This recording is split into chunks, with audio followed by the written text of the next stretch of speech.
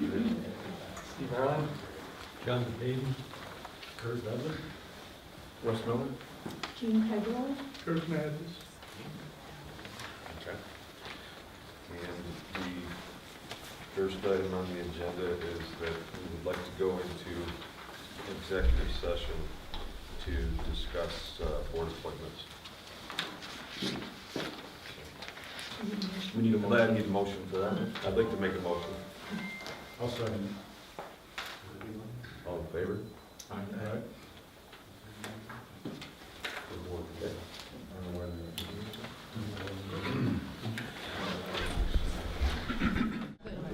All in favor? I made a motion to come into executive session.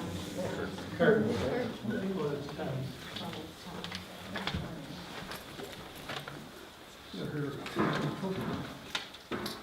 Okay.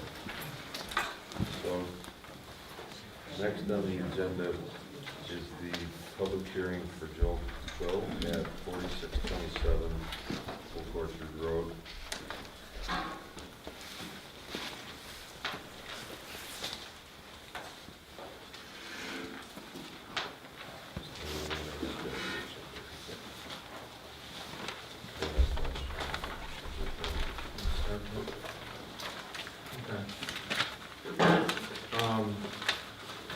The application we have for the public hearing is for Joe Quill, and he would like to have a diesel repair maintenance facility at 4627 Oak Orchard Road here in Barry. And we had the public hearing. Is there anyone here that would like to speak to that? I live in 4635, which is not 25 feet away there. I was trying to figure out what the process is. I mean, this is all new to me, but that's why I'm here. What does he have to? Well,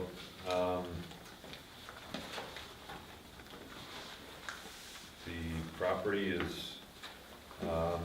owned by Sue Sherman, and Joe, can you enlighten us a little bit on your plans there?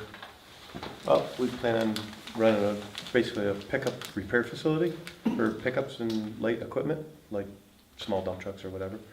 And we have pretty much a set hours, 7, we're gonna try sticking 7 to 7, or 8 to 7, something like that. So we'll do the locals automotives too if they need help with them. So we do have diagnostic tools for all that as well, so. It's pretty much it, pretty low key and easy. So.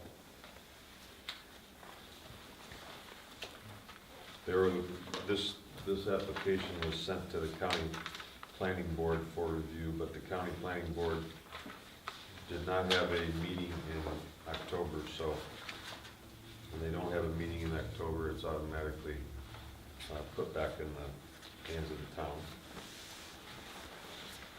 There were some concerns raised at the last meeting that we addressed.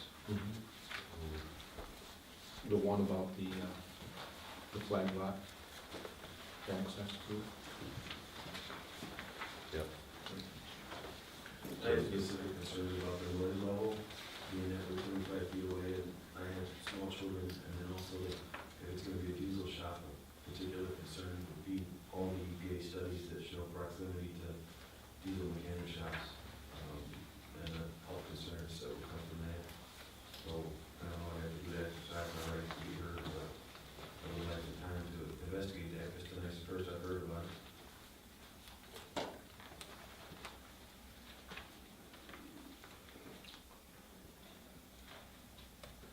Well, I guess we'd ask our town attorney to comment on that. Do you have a description, a written description of the proposed use and the work to be done and hours of operation? do. Shelley has that too.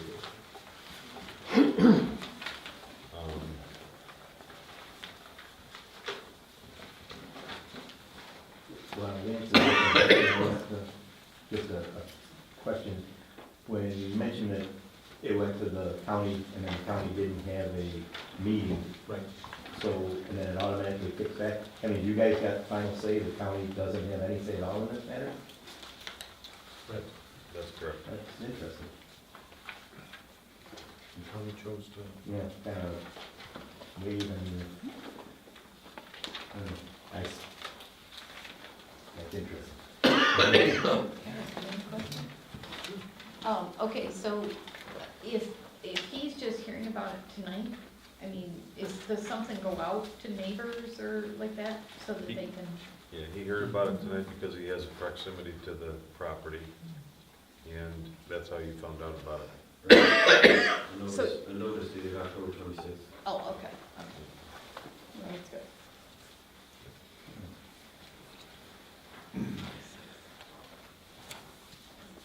What was this before? What was it used for? Rice Homes? Just for some- Yeah. Says the hours of operation are on the application, it's 7 to 6 PM Monday through Friday, Saturday 9 to 3.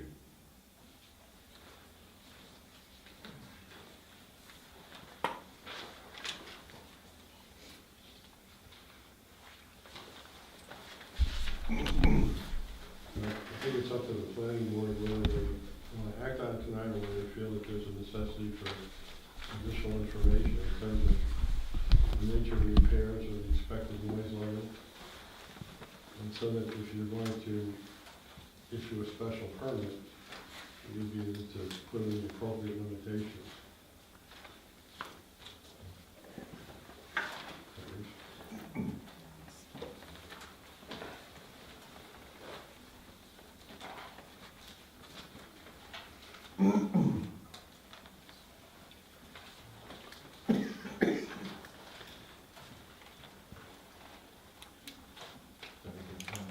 Appropriate time to put his letter in? Okay. Then what do we do now? Make a motion.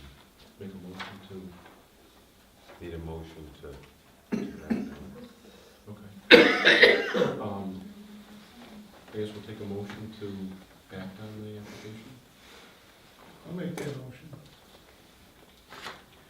to, Well, maybe we better discuss it before we make Okay. a motion. Okay. Really. okay.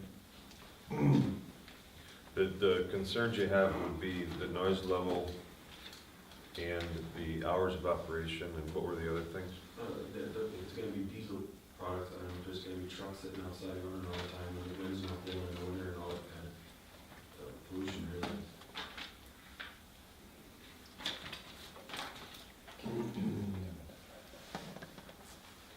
I don't know, is this property zoned commercial or is it zoned It's in- residential? It's in the business This is district. commercial. Maybe Mr. Cool could comment on that? I was just gonna say, it's no worse than the trucks running up and down the 98 every day. It's not gonna be any worse than that. You know, so if there's any kind of concerns or comments, I'd be glad to take care of that as we move along with this process, you know. So we try to be courteous to everybody, we always have done, so. Where are you guys at now? We're trying to get this building so we can open. So we do help a lot of people though. So. My other concern is once you make this special use permit, is that would apply to this instance, in other words, you know, say 2 years from now, someone else wants in the building, are they gonna be doing body work because it's someone's an auto repair shop and they're gonna have paint crews to deal with? I don't know this. I'll let our zoning officer answer that. Yeah, if there's a change in the business, then he comes back for a modification. So if there's any kind of growth, if he's putting an addition on or adding, you know, changing hours or doing something different, again, it would come back to the board. And there would be a public hearing, correct? That's totally up to you guys for a modification. It gets, our special use permits get reviewed every year, Right. and if there's a change, they have to come in and explain it. And also if there are complaints or issues, Exactly. that's, every year it's being reviewed, so if there becomes a problem that needs to be rectified, you have a chance every year to do that. That's the beauty of a special use permit. It's not a one-time and that's it, you can't do anything about it. Can I ask a question, please? Yes. Will you be changing tires? We won't be doing tires. We can change them, we can't mount bags. So Well, you we won't don't be sell using- You won't be using any air wrenches? Air tools, yes. You will be using air Air tools? tools, correct, yes. And I say this because I used to live about a half a mile from a Toyota dealership in Lockport before we moved out here. And you could hear everything in that shop if you slept with the windows open. And that was from half a mile away with 100 feet of forest between us. So that's, I mean, I'm 25 feet away with nothing between us. Is this nighttime or daytime, or, because they won't be operating at night. Well, I mean, I have young children that sleep in the mornings and I have control what time to get up, but I mean, it could be just a sleep disruption for them. I mean, I'm going to work at 5 o'clock in the morning. For me personally, it doesn't matter. I think of my wife and kids.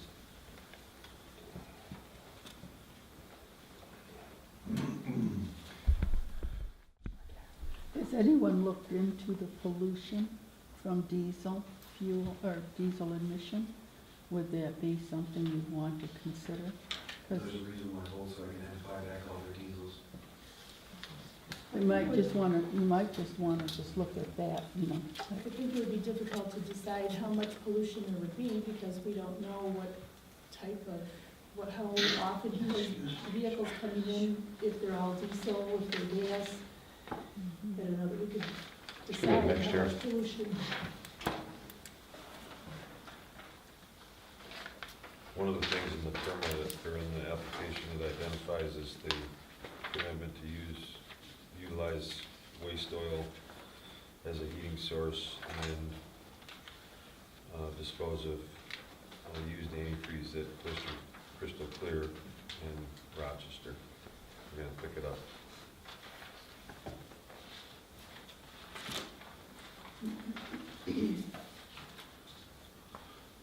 There's something to capture a particulate on that, if you're using it for heat.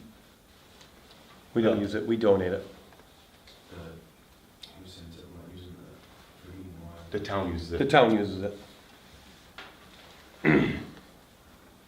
Oh, you're gonna donate it to Dunbarry? Okay. Yes, they benefit from our byproducts. Saving us taxpayers money.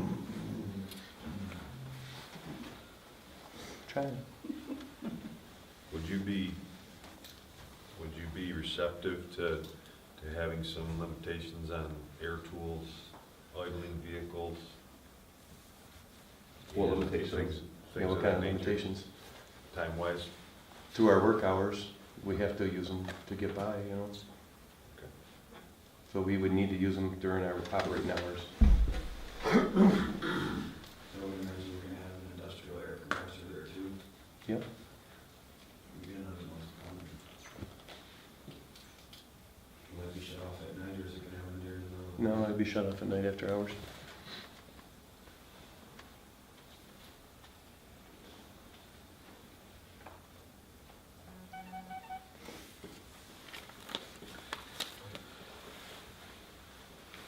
Okay.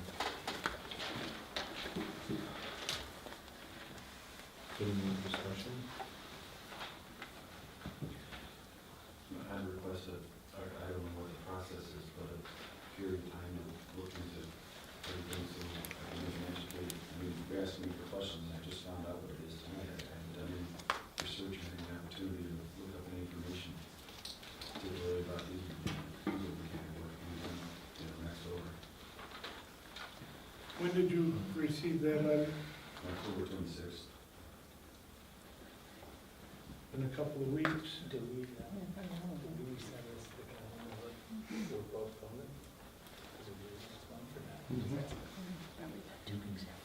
I'm not sure. I'd make a motion that we table this and get some additional facts together for the resident discuss it again in December.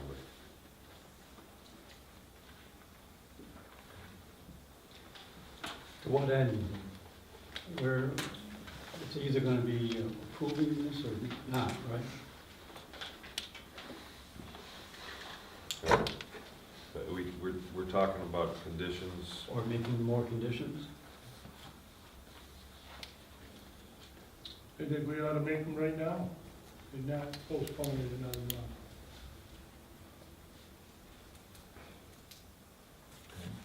We got some conditions, let's hear them. What do you feel you'd like to have for a condition? Other than waiting? Or I'm not in a position to answer all that at this point. Well, I don't think it's fair to Quill that, I It's mean, not you've fair. had a couple of weeks. Well, it's not fair that there was a public hearing on it I wasn't invited to either up until after it's already been sent to the county and sent back. That's not reasonable. I think a couple of weeks is reasonable. This is what it says. Please be advised, the Town of Berry Planning Board has scheduled a public hearing on November 12th for a special use permit. It says nothing about a diesel mechanic shop. All it says is the address of 4627 Old Orchard Road. I thought this was the initial thing here. It is a hearing. Well, what you're saying, the board is saying that it's not the initial hearing, it's after the fact. Shelley, isn't there anything in those letters that goes out? Lee sends out the letters, I don't. Usually, if a resident usually has a question, they usually call me. And then I read the application to them, so. I mean, in the future, we can certainly add more into those letters. If the residents feel that they're not getting the Can information I that they need. speak to positive for it? I'm a neighbor, I'm from Rice Homes, and that property's been empty for over a year. So to get a business back in there is good for the neighborhood and town as well.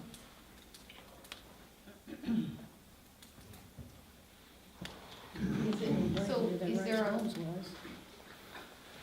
so should he have gotten a letter? Yeah. Was this our first public hearing, or was there one the last month? No, it was discussed before it went to county, which you guys have elected to hear applications and make sure everything's correct before it goes to county. Then it comes back to us. Okay.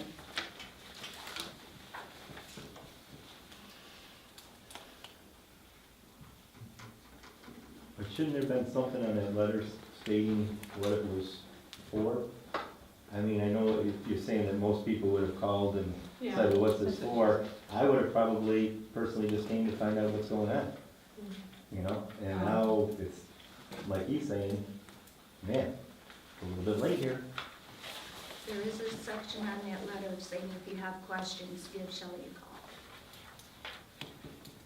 Yeah, where is the letter? But you're thinking the question. I think the letter should have been more informative. The letter, In all I don't have fairness. any questions. It says to show up November 12th, 6:30. Okay, what would I have to ask about? I get a lot of phone calls, people, they call and they say, oh, what's going on for any kind of public hearing? People will call me and ask, what's the project?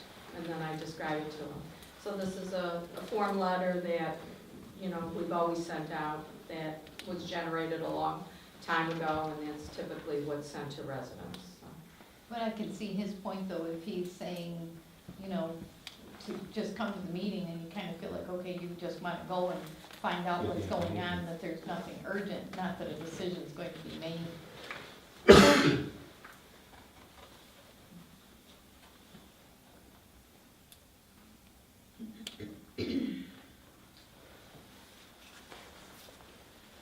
And hopefully if he has more information, he'll have peace of mind that, hey, everything's okay. Kind of church open door and, you know, kind of reassure him and. Well, not based on what we heard so far about diesel fumes and noise. It's a business that deals with diesel mechanic. You're gonna have diesel fumes and you're gonna have noise. How are you gonna have a business in town if people are gonna not want that? And whether we wait a month or whether we wait, this is the issue at hand here. We have a resident next to what business that wants to come in that says I have something against fumes. I have something against semis going down 98 with fumes, but I'm not gonna get them banned. I don't know how a resident living next to it is gonna keep somebody from trying to operate a business. We're not changing the zoning of that particular spot. It was already zoned for that, if I'm correct. Yeah. But it also hadn't been operating for 10 years. Oh, no, it was operating for the last 10 years. I mean, it's been a while since. And that's what they did there before, was work on equipment. But we should run this meeting, if somebody has a comment, they should raise their hand. Be recognized. Is there a way that, that trees or something could be put up in order to kind of muffle the noise, the smell between your house and that business in order to keep everybody happy? I I guess my question, I mean, we can go back and forth on this. This is a flag lot. Where's your building in relation to this flag lot? Because was it originally part of the whole parcel that was commercial? Like, no? But the back corner of my property, about 25 foot from that building. Then the southeast corner of it? The northeast corner. Northeast corner? Is this your property here? In the shop. Where does he live? Woman's, I think, Woman's house. Thanks. So you're over here? And your house, this is your house over here? Mr. Quill, Yes, sir. do you plan on working on the machinery outside of the shop? During the summer, I imagine if it gets busy, we have no choice, Okay. so.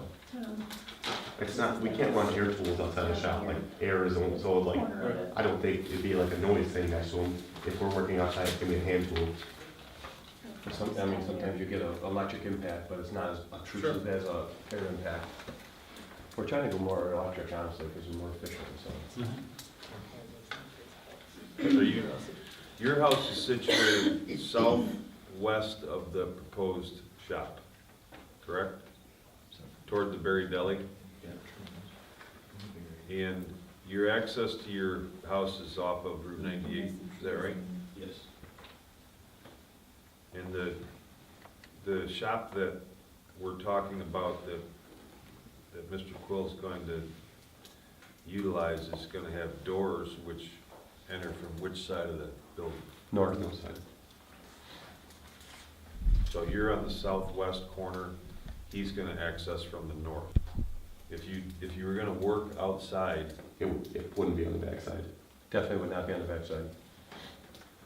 would you work outside on vehicles on the north side? Yes. In front of the door. Or in the parking lot. And you do have trees between your house and his building. There's one maple tree there, yeah. It looks like quite a few trees here. Into this.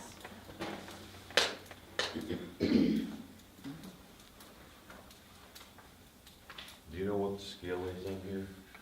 On that, no. That was from, I think Google Earth, wasn't it? Yeah. Tom, can I ask a question? What was the building utilized for before, with those bays? What was in there before? Just a repair shop. Let Mrs. Sherman answer that. Okay. It was a repair shop? We had a shop in there. We worked on our vehicles all the time and things for the manufactured housing. So we had a rig and we had several utility service vehicles, so we would work on those in that shop. Yep. I think that was in a daily 77 thing, was it? 6 days a week. You worked on vehicles and. We worked in there all the time, and we had units coming in and out of that parking lot all the time, manufactured homes, and we couldn't tell when they'd be there. Sometimes they'd show up at 6, 7 o'clock at night, because they got permitted off course. Sometimes not fun. Who utilizes the driveway around the south side of the building? Is that Is that utilized for access to, There's trailers back in mobile homes that they rent. so do they use that driveway on the south side of the building to access? No, the driveway on the south side of the building goes with 4629. On the Where's north, that? What's 4629? it's another residence that we have up front that's separate from the parcel. The driveway that is north of the building services the building and the mobile home park, the circle that's around the mobile home park. Do you have any intention, Joe, of using the driveway on the south side for any reason? Would you be receptive to having that be one of the restrictions? And you can't work out there or can't use it? Can't use the driveway on the south side? Well, they use it for that greenhouse up front, I guess. Yeah. I don't plan on running a pickup around the building if that's what you're thinking, you know what I mean, as far as that goes, you know what I'm saying? Yeah. So, the noise will definitely be more concentrated toward the north end of the building. Mostly northeast, but.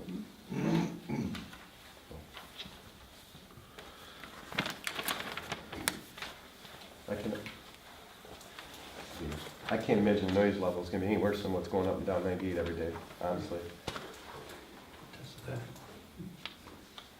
As some of you residents know, it's a pretty busy highway, so. When the people that, Mrs. Sherman, if you could answer this, when people have to access this road to get to the structures that are down here, do they go around the building this way or do they go around the building this way? Can I come up? Yeah. All right, so I can see that compared to my survey here.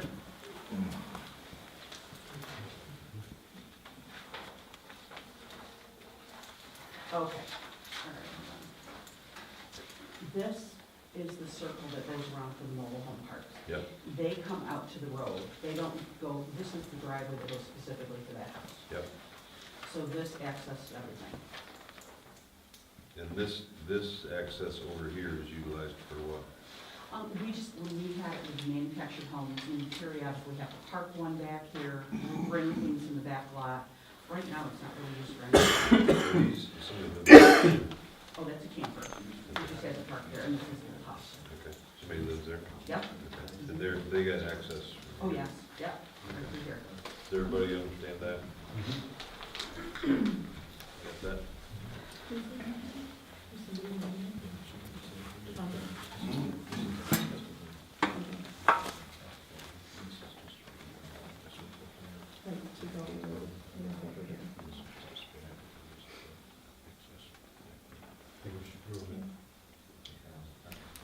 Tom, you thinking about putting some conditions as far as outside work only on the north side, or things like this, as far as conditions? I mean, as a town, we have noise ordinance, I mean, are they going to make 100 decibel noise outside? I mean, what's reasonable? Shelley, like I Yeah, said, we're a right to farm community, so you know, we don't really have any noise ordinances. So it's just like hearing a tractor outside. That's a little different than an area packed full of. With all due respect, you do live in a business district. I don't know how long you've lived there, but when you bought the house, you know, hopefully you were aware that you bought a house in the business district, which means there were going to be potential for businesses to be there. So with all due respect, it doesn't matter what the guy who has to live next door to it has to say. No, I'm just saying when you bought the I mean, house, that's were what you everybody's aware saying. that? You send me a No. letter, give me 2 weeks' notice, no I- time to prepare, nothing to think about, and it doesn't matter, because I'm the one who has to live next to it. I'm the Are one who you gets the aware of the privilege fact of. that you live in the business district when you bought the house? I moved into a house that had a business that was empty behind it when I moved in. A business that had a bunch of vacant single wide trailers that have since been pulled out. Yes, I'm aware of where I live. Because some Did you people are think not that business aware is of what always they gonna live stay in. empty? Well, I was under the impression that they manufactured homes there, not that they. No. Okay, well, then that was misrepresented to me, but the thought had never occurred to me that a diesel mechanic shop would go in there,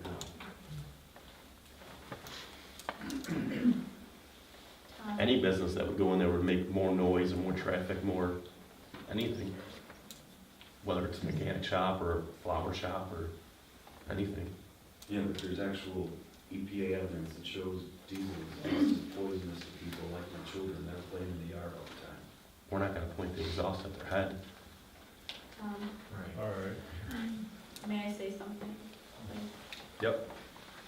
From Cindy Burnside, I think we can all appreciate this gentleman is speaking because he wants to protect his family. And I think that everybody has to respect that. I know in the village of Albion, there was a mechanic shop that was not allowed to run air compressor type tools. He was allowed to change oils, but he was not allowed to change tires. That's in the village of Albion, I understand that. I'm just wondering, I know he's in a business district, however, the village of Albion has many businesses as well.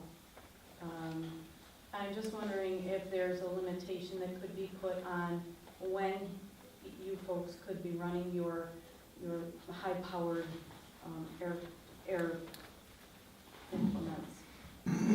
Such as, you know, he's worried about his kids, there's other people too, but maybe there can be a compromise and a happy medium so that everybody could be happy. Possibly, you're gonna open your business at 7 a.m., maybe you keep it quiet till 9 a.m. and then run your errand. I don't know. I'm just making a suggestion, just so that everybody could be happy. And maybe stop your air at 5 o'clock at night, so, you know, there's quiet again. I don't know, that's just my thought. You know, I just don't want anybody to be mad at each other. You guys are gonna be neighbors, I believe. And if you can just, you know, get a happy medium, get along, and, you know, that would be my take. I'd like to see everybody get along. Can I say something?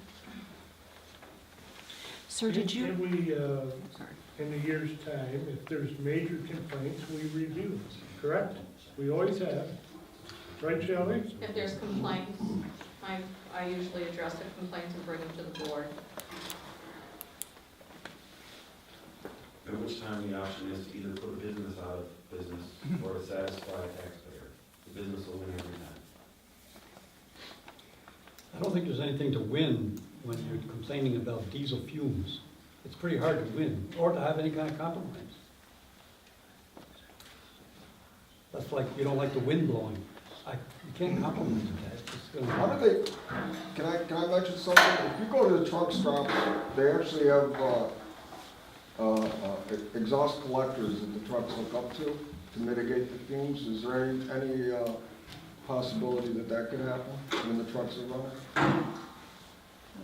I mean, any diesel vehicle after 2007 has, in like factory emissions, particulate filters on them to catch the filter.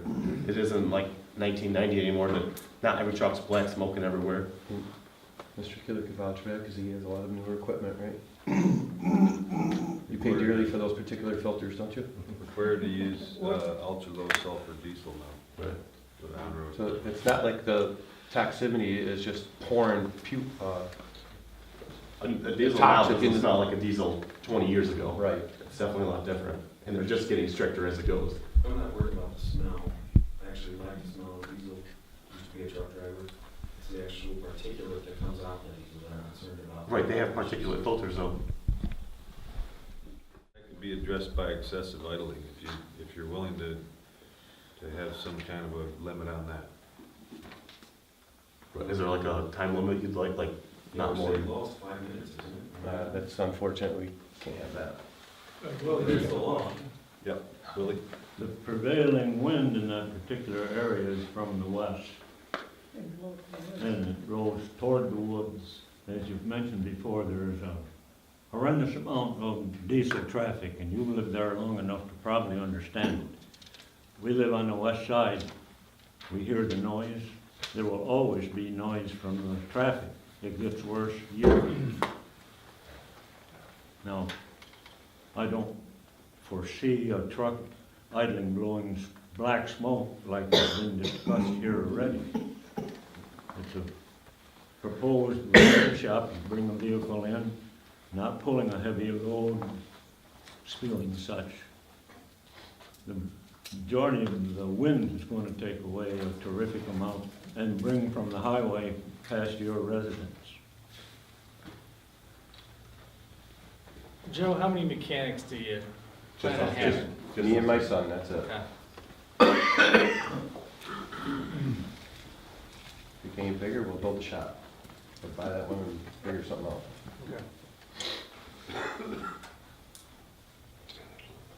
Have we heard enough to make a decision, or do we want to postpone?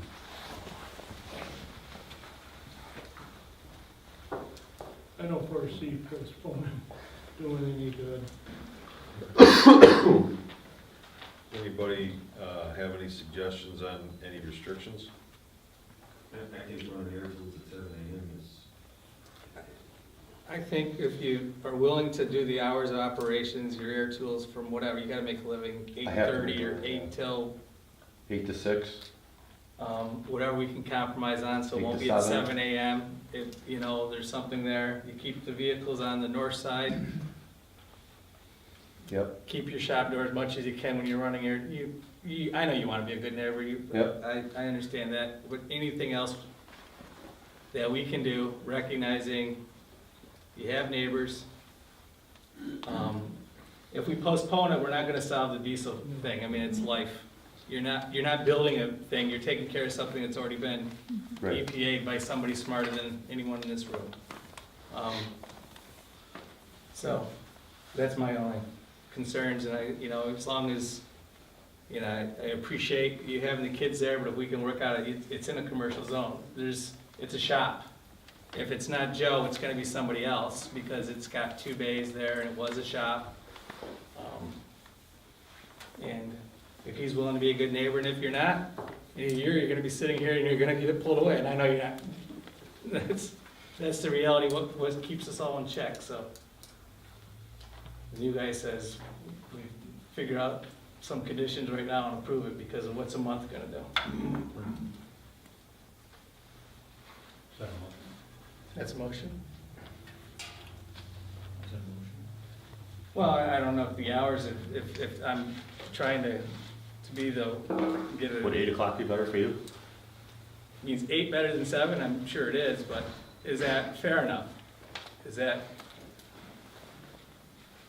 I know, I understand, there's a whole litany we could go down the road here that can do it, but it's gonna be a business, so. There's gonna be noise. And there's gonna be some noise, we're gonna try to mitigate it to be, and like you said, there's no sense being adversarial in a small community, it's a commercial zone, so it's gonna be a business. So, and we're not here to make that, it already was, so we're just kinda going across of what it has to be and make the best of the situation. So my motion is to approve the business with the stipulation on the north side and agreeable business hours to the neighbors. Minimize Whatever, noise. minimize noise. I'll second that. Okay. All in favor? Aye. Opposed? So let's just clarify one for Lee then. The air tool restrictions will be from 8 AM to 6 PM. 5-minute idling is agreeable Sometimes outside or that's not? a little tougher, it depends, you gotta like in the wintertime, you gotta let something warm up outside, it What do takes you a while. feel, what's the idle that you the New York can be? state laws are already in place, we don't have to negotiate that, it is 5 minutes for heavy machinery. That's for highway use vehicles, this is something that's being repaired, you gotta diagnose, so it's gonna change a little bit. Yeah, sometimes it might take more than 5 minutes just to get a monitor set, so, to run diagnostics. And whatever it is, it's not gonna be really loud, everything got converters and particular filters, it's pretty quiet. Quieter than you really think, honestly. In the last 2 hours, actually, I just looked it up. It lost 2 hours. I just looked it up. So I guess it will go with New York State law, 2-hour maximum. Okay, well, we'll verify that. Okay. I have a picture if you'd like to see it. Okay.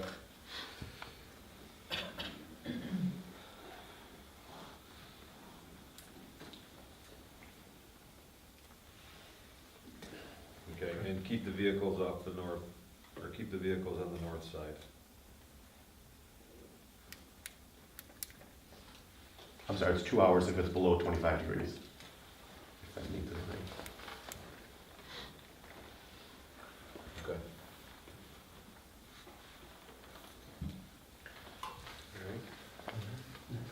Can I ask clarification for, so each special use permit is reviewed in 1 year anyway?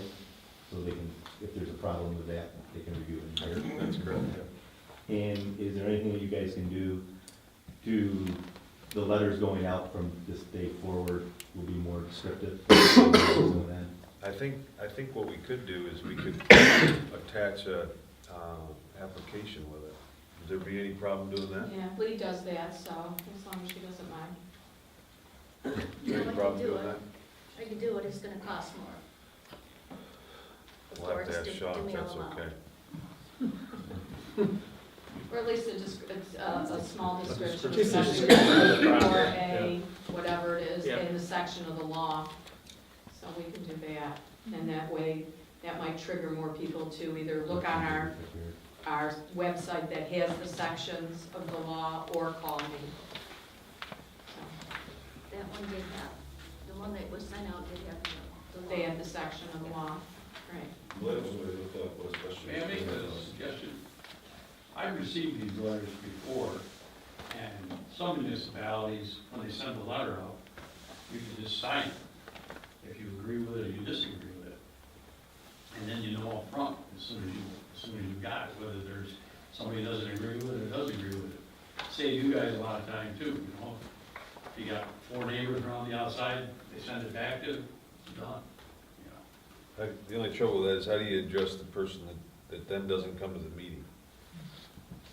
And then there's, no, it's set right on the thing, if you didn't agree with it, then you've got to be there at a certain time to attend the meeting.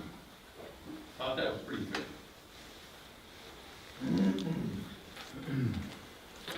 Erie County.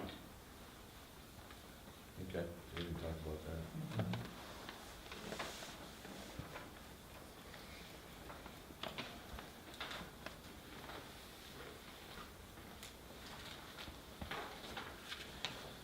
Can I ask you on the clarification when you guys are doing it?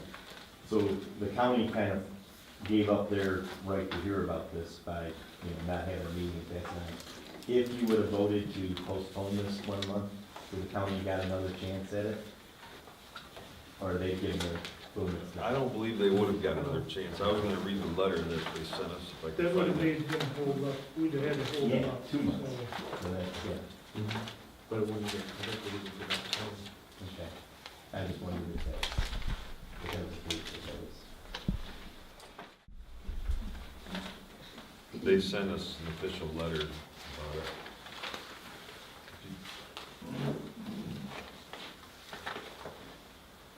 They actually canceled their. I'm sorry, I don't want to hold it, we can talk about that again, I'm sorry. Yeah, Go on. I received a letter, I didn't print it. You sent it to everybody, so you check it in there. Okay.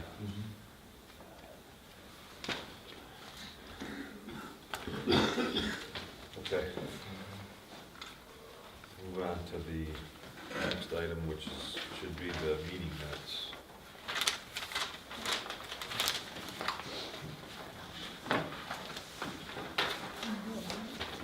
So these minutes represent the meeting that was held on the 8th.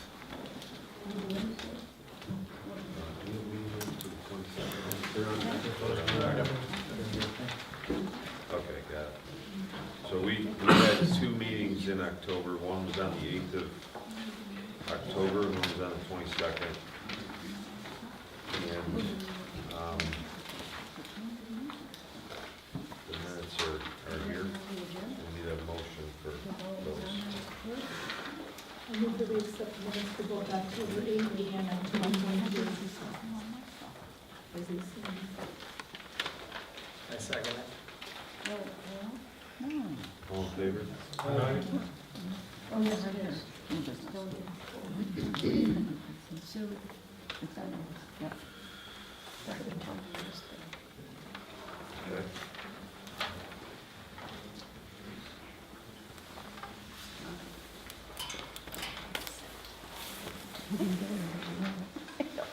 I'm gonna suggest we move on to the site plan review and modification of the special use permit application for Sue Smith at this time, to go over that. That's at 4627 Oak Orchard Road.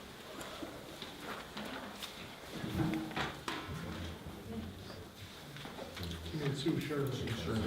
Yeah, but sorry, Sue. I'm confused, I haven't been to one of these in a long time. So everybody got a copy of the Yes. application? Shelley can, tell us about this. Go ahead, can you go through what you're proposing? Sure. Basically, part of it goes along in Joe's application, that we're changing the use, we're not having the retail sales center at the building any longer for the manufactured housing, so that's a modification. In addition to that, I have a unit in the park that needs to be replaced. We spent a fortune putting a new roof on it. My husband got into it and realized, no, we're not gonna redo this house, we're gonna get rid of it and bring another one in.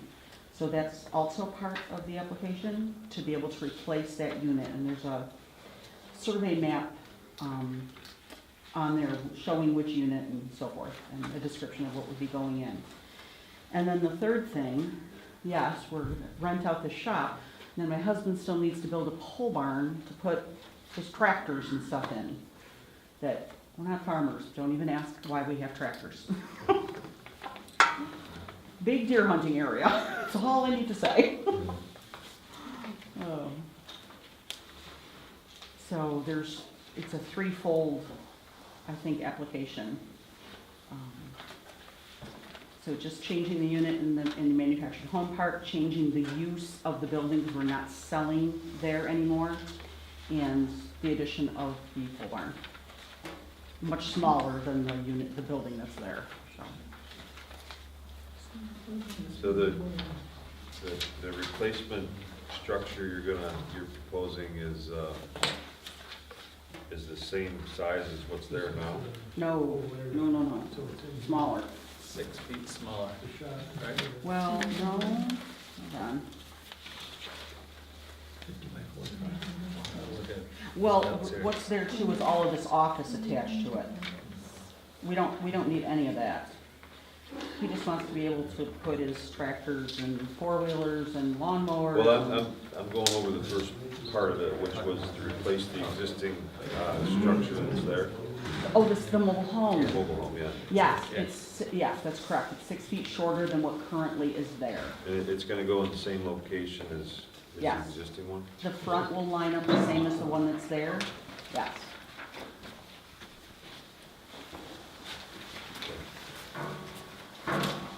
Shelley, we're going through Sue's application, and the first piece of it is the replacement of the mobile home, Yeah. which is gonna end up being 6 feet smaller than, Correct. than it is now. Is there anything, do you have anything you need to add? She'd have to get a building permit for that and provide information on it, but, yeah, no, that was, I don't have any concern. It's replacement of a structure that exists. Yeah, she's gonna get rid of the one that's there, and then get something that's a little bit smaller, so.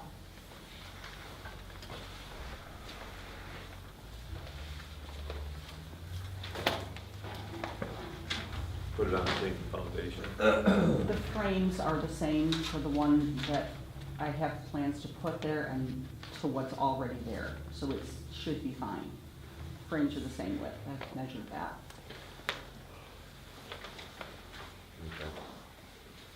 And she has a certified installer to put it in. Mm-hmm, several. And then the next piece is the pole barn. That's a variance, yeah. Oh, that's gotta go for variance. Well, yeah, it's gotta go for variance, but yeah, but also Is that because of part of the, the special use permit too. So, let me get this correct. There's already a special use permit in play here, and you're modifying it. That's why it's here. I've had a special use permit Yeah, for years. yeah, she's in a little bit of arrears, so that's why it was a reapplication. So we're looking at it again because of that. You guys have the last time you saw her, I think I gave Lee the paperwork on it, was that they modified it, because they got rid of some acreage. And did you give them a copy of all of that, Lee? Yeah, so you had that the last time you reviewed it. I didn't put the rest of the parcel on there. It's /64 and 65. There's another 40 acres that's part of that parcel. I just didn't put that down there because it's not where the unit's going. It's going on the 6-4 parcel.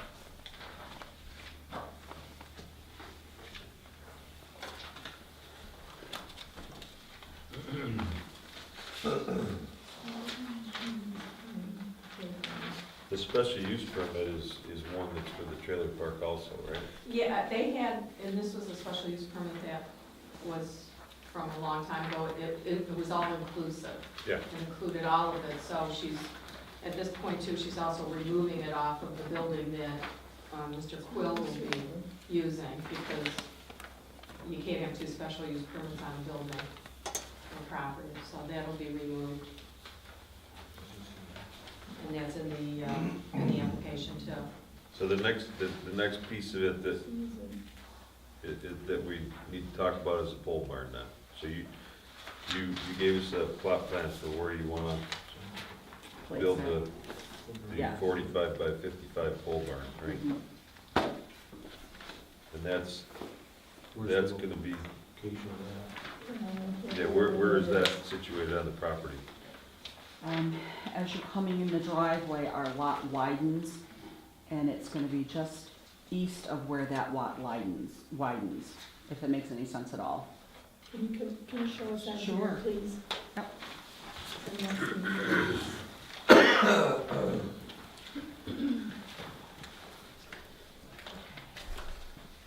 All right, so this is the building that is available to rent.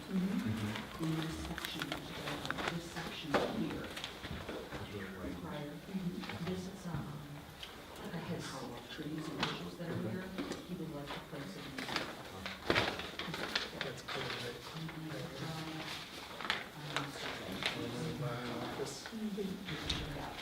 Well, I kind of got it in here, but I couldn't We figure out couldn't figure out where it was in Yes, junction. yeah, I think right that's there. gonna be written everywhere.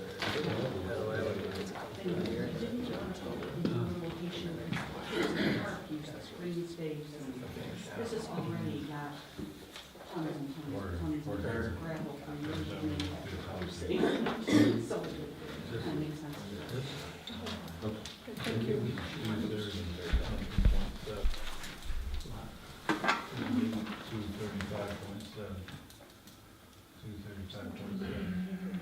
Oh, you want me to show? So that is. I think we got it. So it puts the barn right, okay. That's where it's.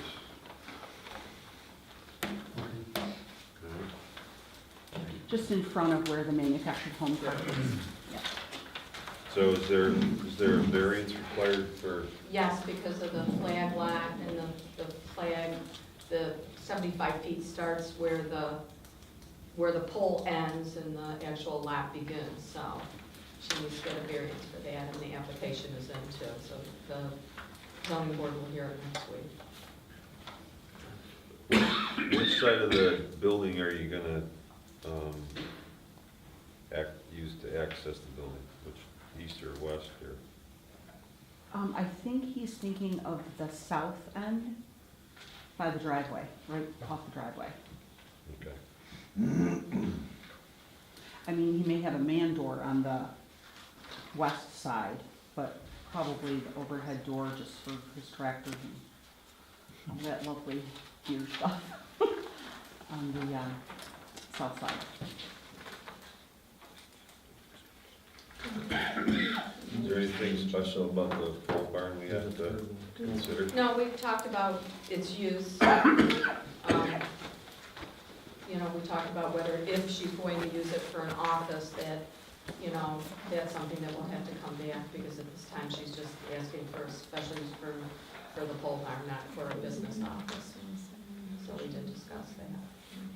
just closing the office. Yeah, the purpose, can you just go over the purpose of the pole barn, just so everybody? Well, my husband has used a lot of the land that we own that goes to Limestone Road and up. He's a big deer hunter, and with tractors, and he plants food plots for the deers and all that lovely stuff. He needs to house his equipment there, because if he brings it to my house in Wyoming County, I'm gonna shoot him. Bottom line. The stuff does not need to come home. You know, So we have- cold storage then, basically? Yeah, a couple of zero-turn lawnmowers that we mow the park, and a Okay. couple of tractors, and a disc, and a cultivator, and Okay. four-wheelers, and all that junk. Okay. All right, and then the other piece of this is that your current special use permit has the maintenance facility on it. And you Correct. want to modify your existing permit to remove that because Joe Quill is going to have a separate, and you're still going to maintain ownership of the building. At this point, yes. And you, on Joe's application, that's been outlined. Mhm. So, is there anything, I just want to be clear that we're going to take it off the special use permit tax lot number, so that that parcel will no longer be included, because that's a separate parcel for Quillsville. right, So, now will the application have to go to the county? that was your call. I can tell you, I just had, and I don't know if this has anything to do with the town meeting per se, but in October every year, we re-up our health department permit, and we're passed and got the permit, and everything's fine. I do that before then in October every year. So they come out and inspect and check to make sure everything is good. And I send them money, and I get an inspection report and permit. We just did that. So because it's a building going up, should they go to county then, just to get an approval from them? I think the zoning board was waiting to see whether you guys wanted to send it to county or not, to see. Just keep in mind that it's too late for county this month, it'll have to be county in December because of the holiday. How soon was he planning on building this? Spring. I need to put, I would like to do the replacement of the unit prior to that. But you said that's a building permit, right? Well, but it's all together, so. How hard would it be to separate it out and let her do that replacement? The barn with the variance, it probably should go to the county. But the other. If you're gonna issue the special use permit, as long as you accept the modification and then just say the barn's pending, if you approve the barn pending a variance, I guess, I don't know. Then I can issue it, and then the barn will wait on it, but if you don't approve it, then I can't issue the permit for it. What if we utilize the existing special use permit and allow her to modify the existing special use permit and change the structure, and then go to the county for the building? That's your call. Can I ask a quick question? I think some too, as far as the timing goes, is gonna affect what we do with Mr. Quill. Because we need to know we're gonna house all this crap, my husband's stuff. But you said you weren't gonna build the barn until spring anyway. Well, I'm hoping he will let us have a small portion to keep some of the equipment that has to be in there. I suppose if a couple things need to come home, we can, but the rest of it, I'm hoping he'll let us keep until we build in spring. But I don't wanna put him out on a limb either, I don't know. But you'll be doing it no matter what, so. Pardon? You're gonna be doing it no matter what, he's gonna have to house something in his building until spring, until you build it, your own Right. barn. But if we weren't gonna get a permit to build it, then it would change what I can do with, you know what I'm saying, with Mr. Quill. Well, we have another location. If we had to put it somewhere else on the property without having to go through zoning, we probably could. I just hesitate doing that because it's a nice green space that the kids in the park use. It's been there, they use it for playing all the time, they set up little football games and all that. And we already have all the tons of stone in the area because of the manufactured homes, so it'd be easier to put it where we'd like to. There's just reasons for that, but. I guess what the location is relative to the buildings that are there now? So it's northeast of the Quill, On the other side. on the north Other side of the driveway, Okay. yep. it's off the other corner. Dick? Anything on the county road and state road, doesn't it have to go before the county State road has to go before the county, yeah. and county roads? Yep. So what you're discussing has to, Yeah, the only question is whether or not that, since there is a special use permit already right, that exists, but I think we all agree that the addition of the structure, the building, the barn warrants it going to the county. Yeah. because it's gonna change.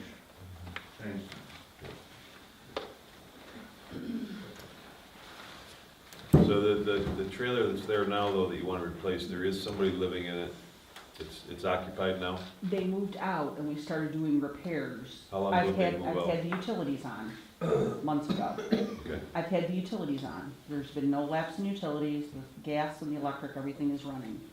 We put a new roof on it within the last couple of months and then went in to do work inside. It's opposite of what we should have done, but, and as my husband was pulling walls apart, he's like, no, no. Is it gonna be a problem if we send the whole thing to the county? Is it gonna mess up your schedule? I guess Kinda, that's the question. because I'm thinking weather related. Maybe Lance, have you got any comment? Nothing. So we need a motion on how to proceed here. I'll make a motion that we separate it out Okay. and let it go ahead with the trailer part of it and send the rest of it to the county. Okay. That will send 2 pieces to the county and 1 piece will be approved tonight, the building permit or the change out of the mobile home. See any problem with that? Just in the application, because we usually send the copies of our application to county, and she has to redo her application. Are you talking about making 2 applications? No, just 1. No, well, you're taking out where her application includes the trailer park and So or then- the mobile home, and you wanna take that part out so that she can get her permit. Yep. So she has to, For the mobile. yeah. So that wouldn't even be considered, because it's just getting a building Right, permit, if but- that's what's there. The application includes it, so she's gotta rewrite her application, is what I'm saying. Okay. We have to Understood. rewrite it so that or else county's gonna be very confused. Okay. So the only thing then that would go to county is the pole barn. That's right. Okay. They get 1 piece. The pole barn and the reduction of the maintenance building on your special use permit. Reduction of, You're modifying your special use permit to take away that maintenance facility. where Joe wants to, okay. There will be no mention of a mobile home. Retail sales, none of No, that. the mobile home swap out, there'll be no mention. Right, to the county. So I'll make a motion then that we proceed with that. 2 parts to the county, 1 part approved through Shelley, the building permit. So I mean, Second. second. Keen, all in favor? Opposed?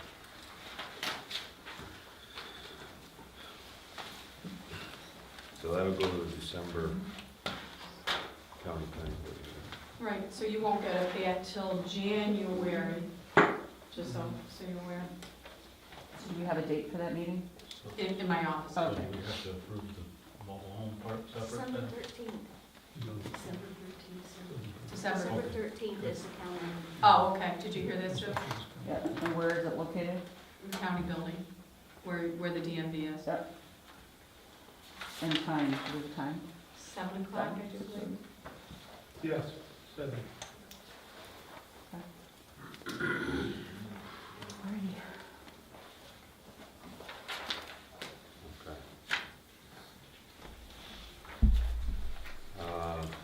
Next, just go over the attendance. We're required by law to have the attendance updated monthly and then submit that. And also, all the planning board members are required to have 4 hours of training. And everybody's on board except yourself and Wes, which I think you guys are planning on that. There you go. You gotta get your 4 hours of training in. So there's training coming up Wednesday this week, and then there's options online too to do it, so.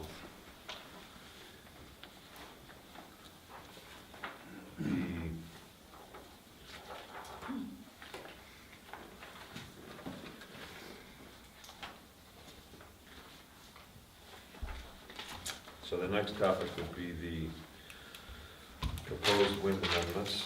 Wait a minute, we got Eric Watson. And Oh, did I'm you sorry. finish, I didn't did you have make that. a motion for the other, they did, Yes. okay. Alright. I don't have Eric.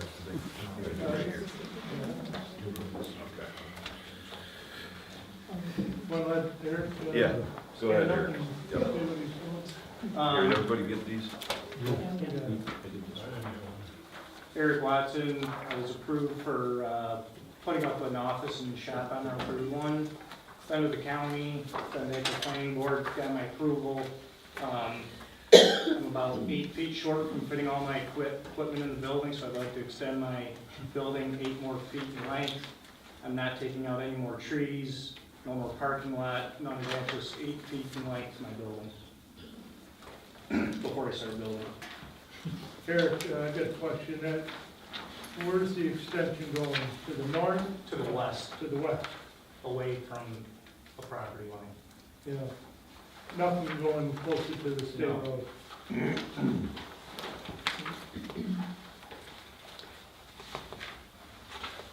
Is there any change in the intentions of use at all? No.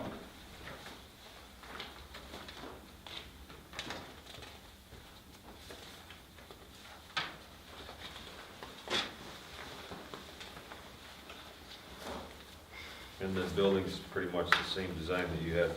Exact same, yeah, exact same thing, just stretching it out another 8 feet in length, same width, same profile.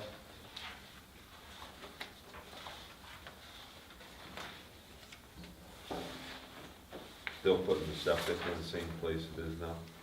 Yes, Yeah. that's all that approved.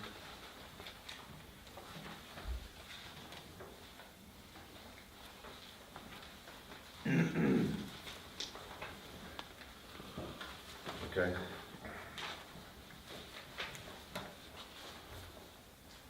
Anybody like to make a motion on this? Yeah, I'd like to make a motion that we approve this and waive the $100 fee.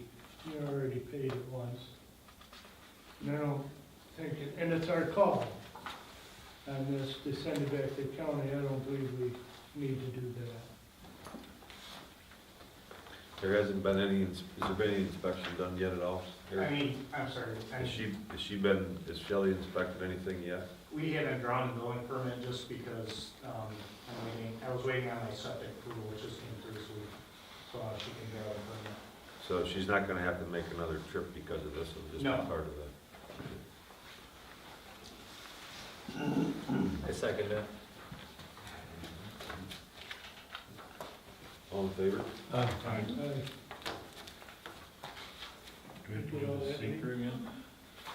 Yeah, I don't think so. I just wanted Shelley to make sure she didn't have anything else she wanted to ask.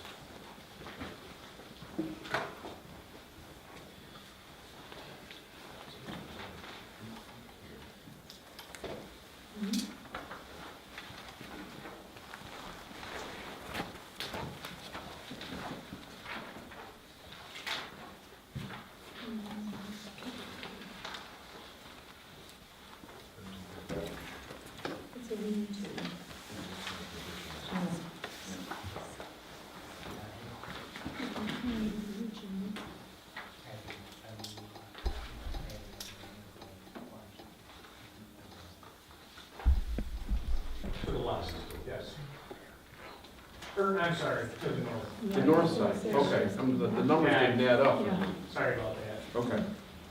You're going back, completely back away from the road, so. Correct. Okay.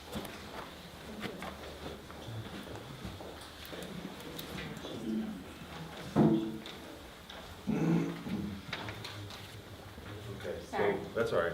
So we were talking about Eric Watson's Yes, modification to Yes. add 8 feet on his building. right. And we just wanted to make sure that you didn't have any comments that you No. wanted to offer on that. No, Okay. modification is still in compliance with zoning in terms of distances, setbacks and things like that. It's not gonna increase any other use. I think it was just for purposes of storage, right? Yeah, just so, yeah. Yeah. Okay. So motion was made to accept it and it was approved without any fee. Additional fee. Okay. All right, now there's an issue with Sue Sherman's application. You wanna? Well, it's not really an issue, but it really should remove the special use permit on the property that Quill's on, or else we're gonna have 2 special use permits on. And so if you, on the same piece of property, so. I thought we did that. Yeah, that's still, Well, then my question was, as soon as I went back there, I said, really, the only thing that should go to county is the pole barn. Right. Okay, because I apologize, I was thinking that you were putting 2 pieces to go to county. The removal of the retail sales center and the pole barn. We did say Yeah. that. Yeah, Yeah, that was my understanding too. okay, so you're accepting the removal of the sales center for the special use permit, and we'll take it off the tax levy. The special use permit that exists now is for retail sales, right? It was, it was for, yeah, it was part of the, So yeah. it was all one. It was all one, it Yeah. was included into it. And we're modifying that special use permit now to just include, it's just gonna have one piece, and that's gonna be the addition of the pole barn? What do you mean by one piece? The modification is only one step. Yeah, the pole barn, yes, the pole barn that she wants to put in is what you were looking at now. that's the only thing that's gonna be on the application? As far as is what you guys said, yes, That's that you not, were is saying. that what we're saying? Yeah, well, we have, I didn't think that was I clear. think what we're doing is we're splitting, I think what you're doing is splitting to 2 special use permits. We used to have it as one, operating the retail sales center and shop along the mobile home park. Now we just have the mobile home park, and Mr. Quill wants to have his shop. So instead of being 1 permit, now we've got 2 fees, 2 separate people. Well, you're taking out the tax lot number Yep. from the one, but you're still including that very back lot from a long time ago, because there was a question about acreage and all of that. But that's included, that was included, that's why when it came in, and I already have her file back there. You guys, why there's right of way, you probably don't remember it, but I do. There's a right of way to go back to that back lot, that's 65, I think is the one, or is it 66, the one in the very back. so we're gonna have a special use permit for the, mobile home park that's gonna include the addition of.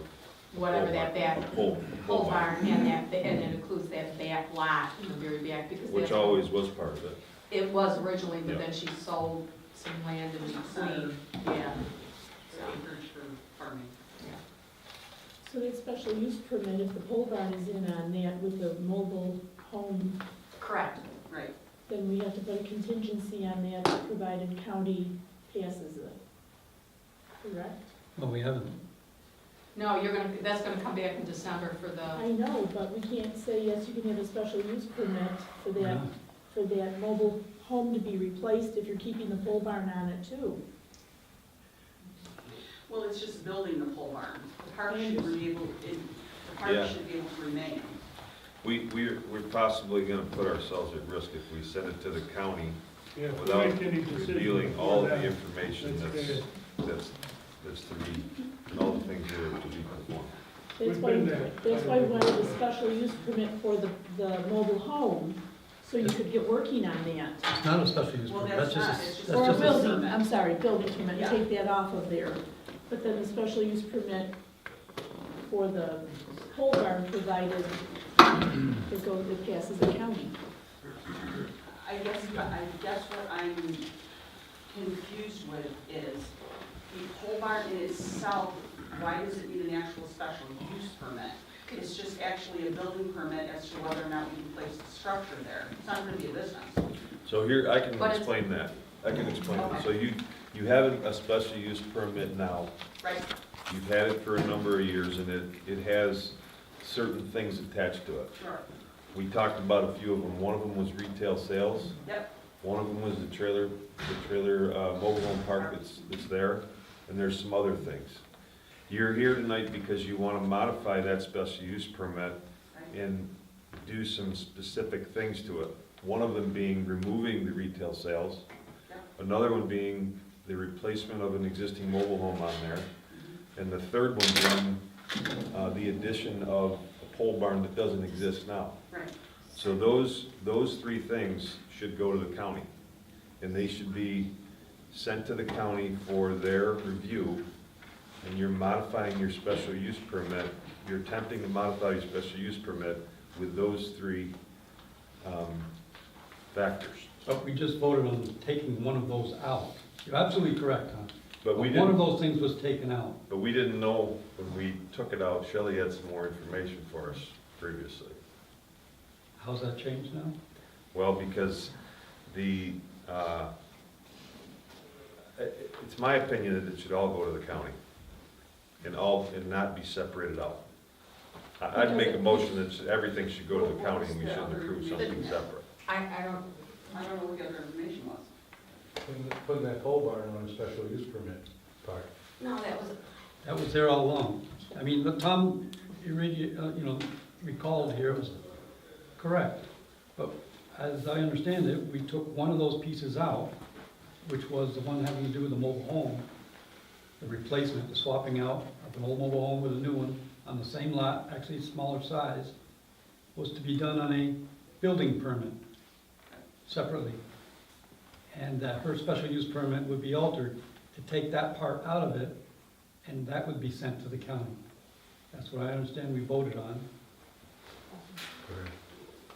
What's, It makes sense, what they're saying makes sense. so you'd be, Well, that's what we voted on. Right, that's what we voted on. you'd support that the county would support, you think the Yes. county would support that? we're gonna redo the cover page for the application, so it doesn't even mention the, Mobile home. Correct. Since you're only That's why- replacing an existing structure, Right. with a new structure. Right. And there's no change, it's 6 foot shorter, and it's being lived in Right. now, Right. it's got utilities and. That was, I think, the logic behind it. Yeah, so it's only gonna have one special use permit though.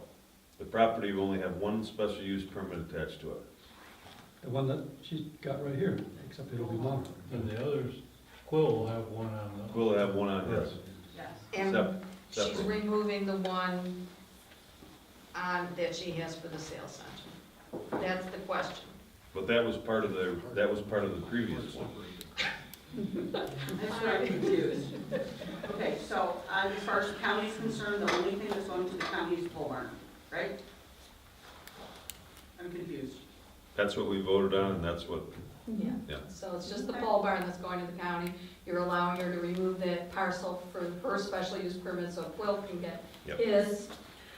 All right, That'll that's say, what I just need some paperwork that verifies that's what you approved for You got my all that, records. And then I'm good.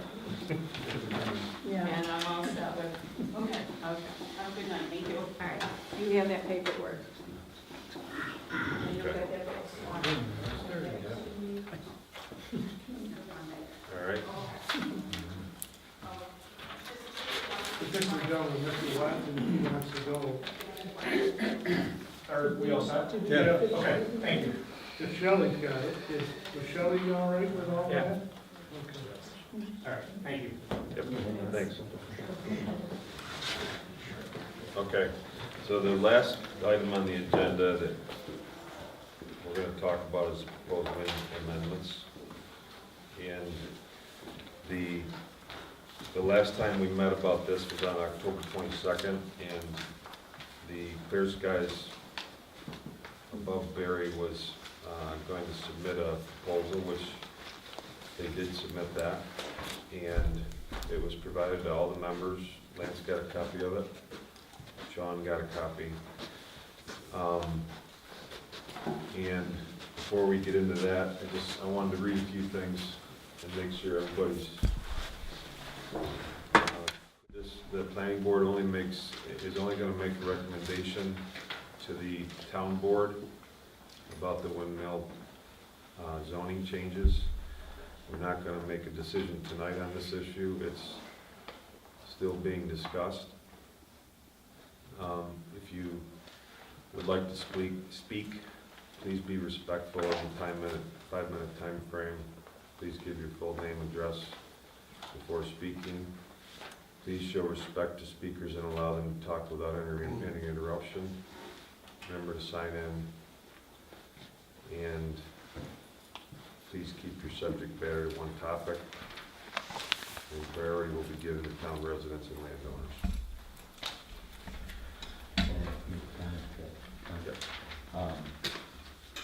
The proposition carried is more up to speed on all the proposals and that going through. So I think she should be given the same courtesy that Ben got when he presented his. Yeah. Okay. Yep.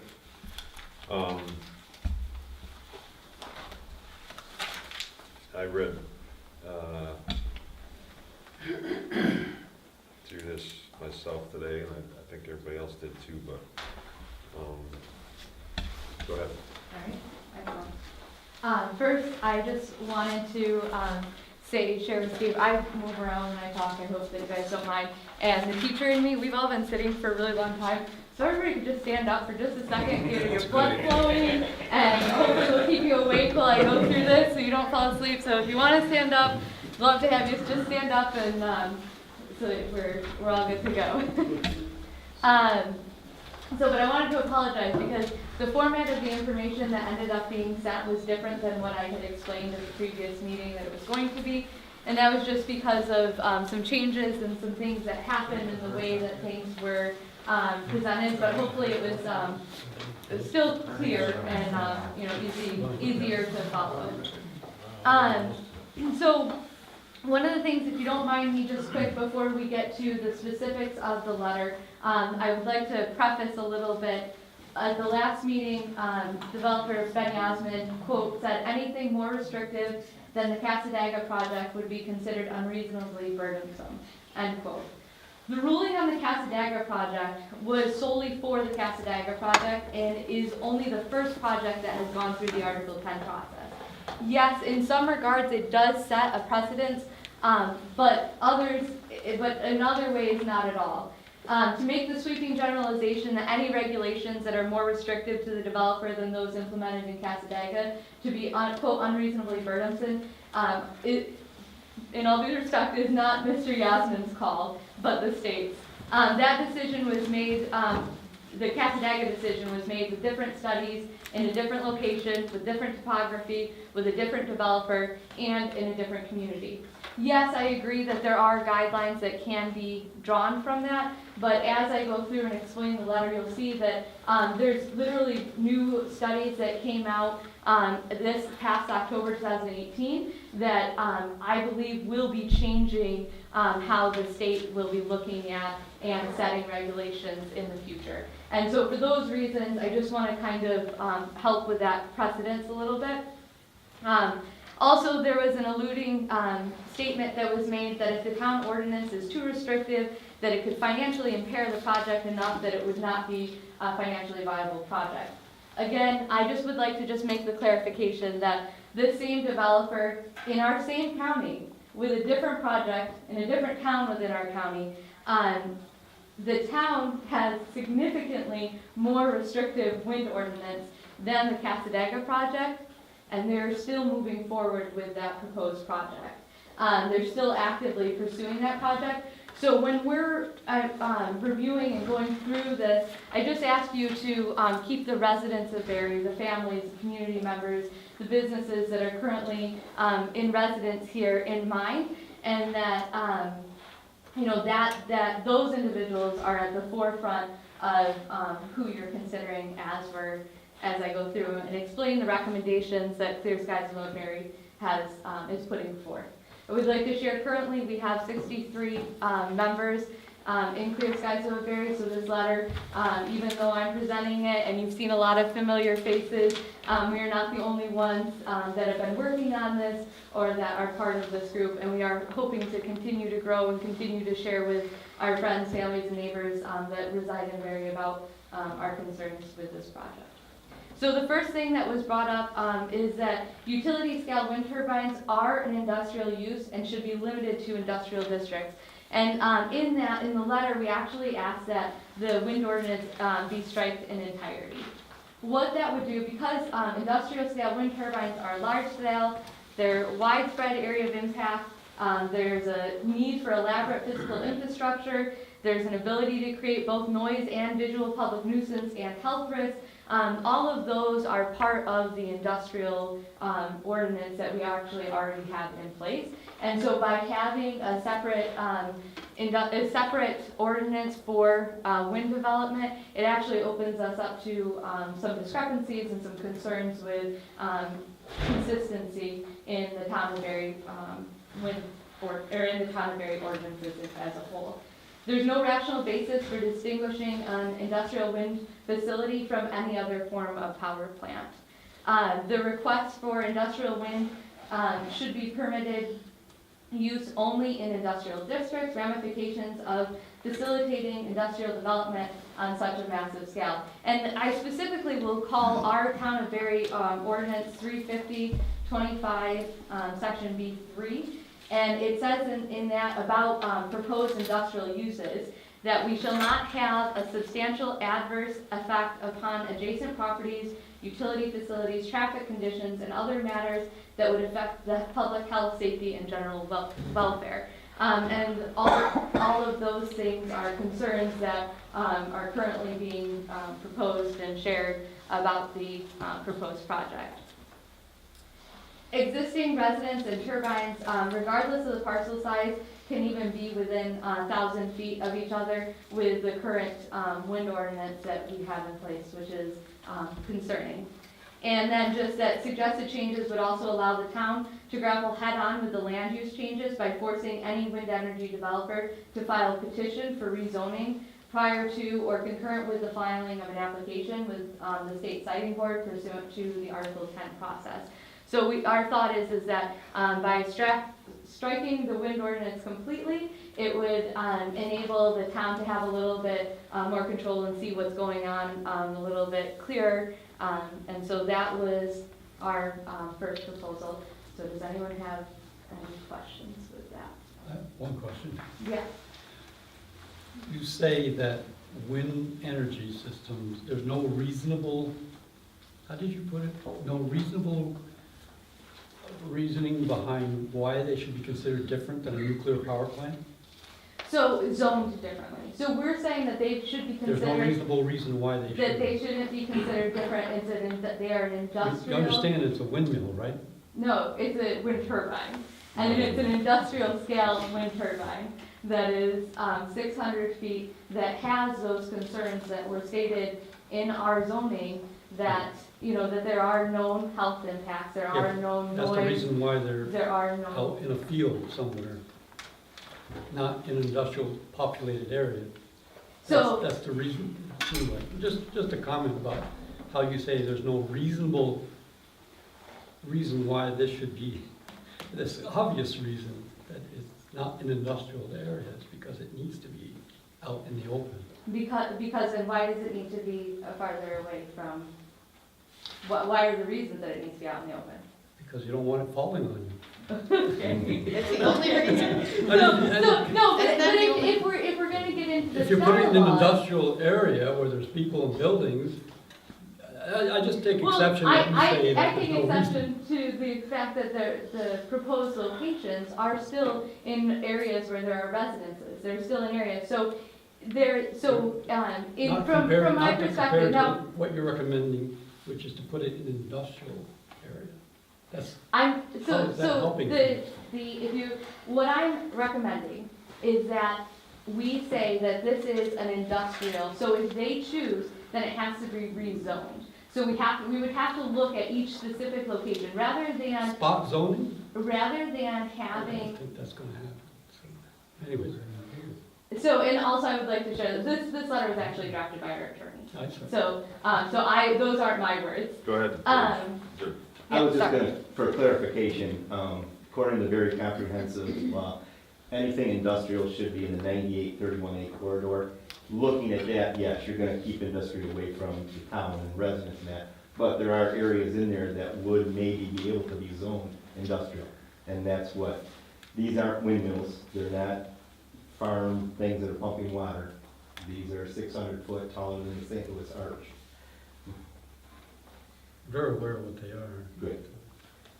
So, the next aspect is understanding that if you were to choose not to strike in entirety the wind ordinance and have it zoned as an industrial, as an industrialization or industrial company, we do have some proposed specific changes. So our first one is, currently the wind law fails to define the applicability of the local law in light of the limited preemption set forth in the Article 10 of the New York State Public Service Law. Now this gets really a little bit more complicated and legalistic, but I think that hopefully I'll be able to kind of help through some of this. So the current wind law was adopted in 2008, and it fails to take into account the adoption of Article 10. So when you're reading through, it gets really, and that's one of the reasons as we were going through and changing, it becomes very cumbersome to try and figure out, okay, you're talking about seekers and you're talking about going through and doing different things, and it's not, honestly, it's not up to date with the Article 10 process and what is currently, which was established New York State Public Service Law in 2011. Article 10 creates a state siting board that expressly preempts local procedural laws concerning the siting of any power plant 25 megawatts or greater in size. Because of the existing wind laws, requires all wind projects, which is arguably preempted in its entirety. However, substantive zoning ordinance standards are not preempted, and therefore, if industrial wind was limited to the industrial district, and the application to the siting board would need to seek rezoning in order to show the compliance with the local laws required under Article 10. So I think that maybe speaks a little bit better to your comment, that they would need to go through and seek that rezoning that we are requesting. A special use process, special use permit process. Right. Does that. Right. That's why we have special use permit. Yes, yes. So CSAB therefore suggests the insertion of the following language to make clear that all substantive standards in the wind law are intended to apply to all wind projects, regardless of the size or whether the town or the siting board has approval authority. So the substantive, and this is a type of language that we would be asking to be included. The substantive requirements and standards set forth in this law are intended to apply to all wind-powered electrical generation facilities, including large projects subject to the siting authority of the New York State Board on Electric Siting and the Environment pursuant to Article 10 of the New York Public Service Law. This language will help to make sure that the siting board either applies what we're saying, so that they will apply what our town is requesting, and that they will ensure that our residents are protected. And they waive them based on the applicant's requisite showing of incompatibility with the existing technology or the rate of ratepayer. So like they can say if the developer had an issue and the siting board said this project were to be approved, and they look at our laws and they say, yep, we agree with their substantive laws, the developer has to abide by these, there is still an option that the developer can go through to, say to the siting board, hey, hold on, we can't abide by that, or that's too stringent, and then here's our reasoning why. So it's not like we are completely tying hands. We are just ensuring the protection of the citizens, residents, families that are residing in the town of Berry. Any questions on that one? Okay. So the next one is that setbacks should be based on the distance necessary to mitigate health impacts from noise. Now this one is honestly for me the one that I'm most passionate about and the one that I have the greatest concern about. So we are suggesting limiting noise at all residents to a 38 dBA LEQ to comply with the 2018 World Health Organization guidelines and research from Schomer and I don't know how to pronounce his name, Pamadigadam. So hopefully in your email you also got the World Health Organization or the 2018 WHO study does have much more stringent. How many pages was that? It's long, but there's a section on wind turbines. I know you probably didn't read it, and that's okay. I saw the 180 pages. Yeah, we're like, yeah, forget that. But what I would like to share, so the Casadaga project, they really used that 2009 WHO study, the New York State Department of Health, the others that were involved, the parties that were involved in that project. And they used that kind of as a strong basis, along with other information, to make their determination for setbacks and health concerns. Now the 2018 WHO study came out this past October, so it's very new. So when we're looking at these, I am asking you not to just go based off of, oh, this is what Casadaga said, because there are more current studies, is more current information that is showing that there are serious health impacts, whether it be annoyance, sleep disruption, or heart disease that is caused by this low frequency infrasound, these really long waves that do impact bodies, specifically of the young and the elderly. When we're talking about the placement of these industrial scale wind turbines, we're talking about them being in fields or places that we need them to be far enough away from the residents that it's not going to cause these health concerns. And that's why the 38 dBA LEQ is being recommended now according to WHO, and actually even more stringent to 36 by the Schomer and Paddington studies.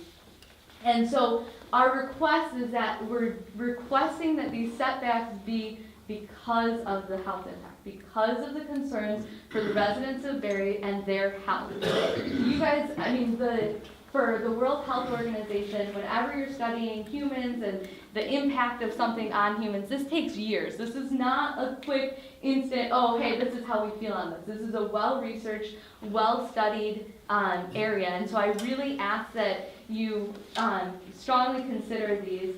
So we're asking that you guys consult with your expert, with Labella Associates, to calculate the exact distance. We had a lot of discussion on distance, and it's hard to kind of figure out what is an appropriate setback. And it's a lot of figuring out the waves and where the 38 dBA LEQ limits would be. So just to give you an idea, a rule of thumb used in Germany and Poland to ensure adequate sound protection is to set physical setbacks of 5 times the turbine height to the property line. That's so that if somebody wants to be out enjoying their property, that's their property, they should be able to enjoy. If they want to put up a tent or their camper in the back corner of their property, if they want to have another dwelling somewhere, that's their property, of course, following the zoning ordinances, they should be able to use that property. And it would be 10 times the turbine height to all resident locations.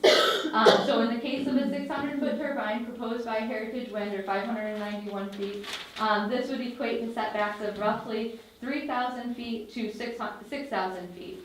And again, those noise limits are to protect against the annoyance, sleeplessness, and increased risk of cardiovascular disease. My comment on that is more of a technical one. When we put the original wind ordinance together, setbacks were for safety and fall, not anything to do with noise. You're combining those somehow. It was never our intent to combine setbacks with noise. Noise was a dB issue. Setback issues were for safety as far as. Right, and so what I'm saying is based on these new studies and the new research, my request is that for safety, for the health and well-being of the residents of Berry, that we consider having stronger setbacks, specifically because the studies have shown that the noise, specifically the infrasound, so it's not, when I'm talking noise, I'm not talking about audible noise, I'm talking about the noise that you can feel, these huge waves that are gonna come through, and, you know, I was gonna, do you wanna? Sure. Well, I was just gonna say that it's hard to understand. I mean, it's been a long time since, we took physics in high school and that, and really to understand waves and the sound waves. But if you, the gentleman that Robin brought in to speak, that you guys didn't attend, but there is a video that you can watch. He explained it very well, how these waves are produced by the windmill, by the turbine, and the effects on the body. And it's a simple way, a simplification way of understanding it is if you hear a car going by with a low bass, and you can hear that boom, boom, but you can feel it. Or you can feel it. And that's actually waves that you're not hearing, it's coming in. And that's gonna be amplified by the size of these turbines. And that's what the World Health Organization has found in their research, that there is a risk. Any other questions or comments on the noise? Please, there's specific, if you pull up that who paper, you can type in wind, it'll take you right to that section, so you can kind of have a look closer at that section and review that a little bit better, so you're not, you don't have to take the time to read 190 pages of technical. Why do you have any understanding as to why the dB method of reducing sound is not adequate enough that you have to combine setbacks with sound pressure? Well, what I'm asking is, that our experts, or the town's experts, Labella's, reviews and says how they can align themselves, so that the noise, the DBQ noise setbacks will be in line with the town setbacks. You know what I'm saying? So I'm not saying, I'm saying to protect the citizens of Berry that we should have, because of the sound, the experts should look at the numbers, should look at everything and say, this would adequately protect. So if we have it set, the setback is this much, then we're gonna ensure that that 38 dB LEQ limit is not exceeded, and that we can protect the citizens. So So it's because of the health. it's an and thing or an or thing? So I guess I'm confused with the DB question. or, I mean, is it one or the other or both? Are you requesting? I'm requesting, the Clear Skies Above Berry is requesting that the 38 LEQ, VBA LEQ limit is put in place. including So setbacks. what we're asking is that by establishing that limit, then the experts, allowing the experts say, okay, we don't want to have where any residence is going to be above that 38 dBQ. So what we're gonna ask is that our experts, Labella, the firm that's being hired by the town, goes through and says that would be equivalent to this many feet in setbacks to ensure the safety of our citizens. You get what I'm saying? So I see we're what you're not, saying, but so I still haven't answered. I'm not Is it proposing, both? so I'm not proposing that we have the 3,000, I'm not saying we need to have the 3,000 feet setback. In order to get 38. I'm proposing that, I'm just saying that that's a rule of thumb that Germany and Poland has used. We are requesting that the experts look at that and they come up with the specific number, because So we you're aren't taking into qualified to do that. consideration the amount of noise they're looking at right now that they produce? The infrasound. The wind turbine, so based on its current MODEC, Right. to get down to this level. Right. So if they had one that was run by coal, it didn't make any noise, understand?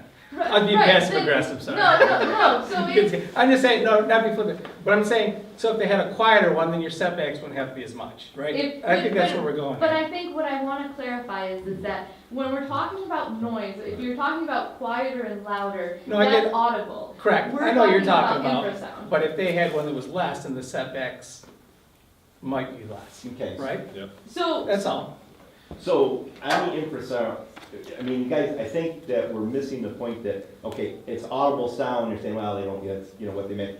The infrasound is a long wavelength that's produced when the tip comes down. Correct. And bounces off the pole Yep. and structure and makes that, so that it has shown to cause the wavelength to cause vibrations.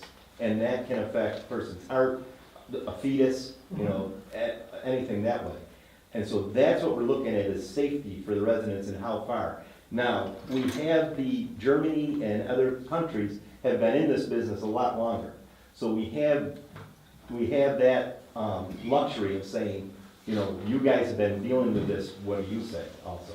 Now, if you want to listen to them or not, but that's No, what I'm just they're saying, it's We're taking into not- consideration the whole experts. thing. I'm Yeah, not yeah, no, I saying, get like, that. we're not- I get what you're saying. we're just just trying to clarify that. literally trying to protect the citizens, you know, I'm not saying, I don't wanna throw out, I No, don't no, wanna I'm- say like, we have to have this setback, because if it's not, if Correct, it's if not it a doesn't setback achieve the that's going thing. to, right, then it's not, got it's not worth it. We have to listen, we're listening to you to try to determine how we would change our Right, main ordinance, right, which are setbacks and DP. right, so I'm asking you to request from Well, that's why we're asking the Lizella question, that I'm they- trying to get So, the yeah, understanding so- of yeah. the current structure, and this is where this comes into play. Right, so my request is, or our request is that you go to Lavella, you say, okay, we're concerned because of these health concerns, and ask them too, because I think that they will share the same concerns that we have, and that's why we're encouraging you to ask the experts that the town has hired to say, okay, if we are asking for this 38 dBA LEQ limit,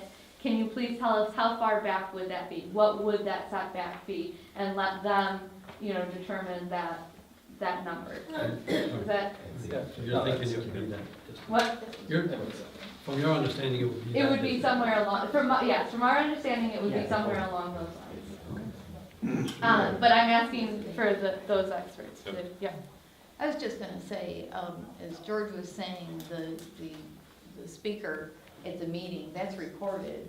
And my suggestion to you is that you would take this seriously enough to investigate it yourselves and to listen to that, and to at least, at a minimum, for the people that you care for in this community, to investigate, for you to take the extra steps, whatever it is necessary, because you're making big decisions here.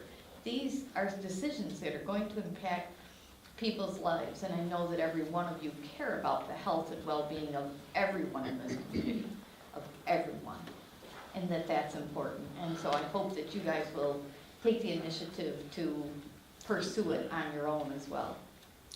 I'll help you out, Con. Big recommendations. Not decisions, big recommendations. Oh, right, right.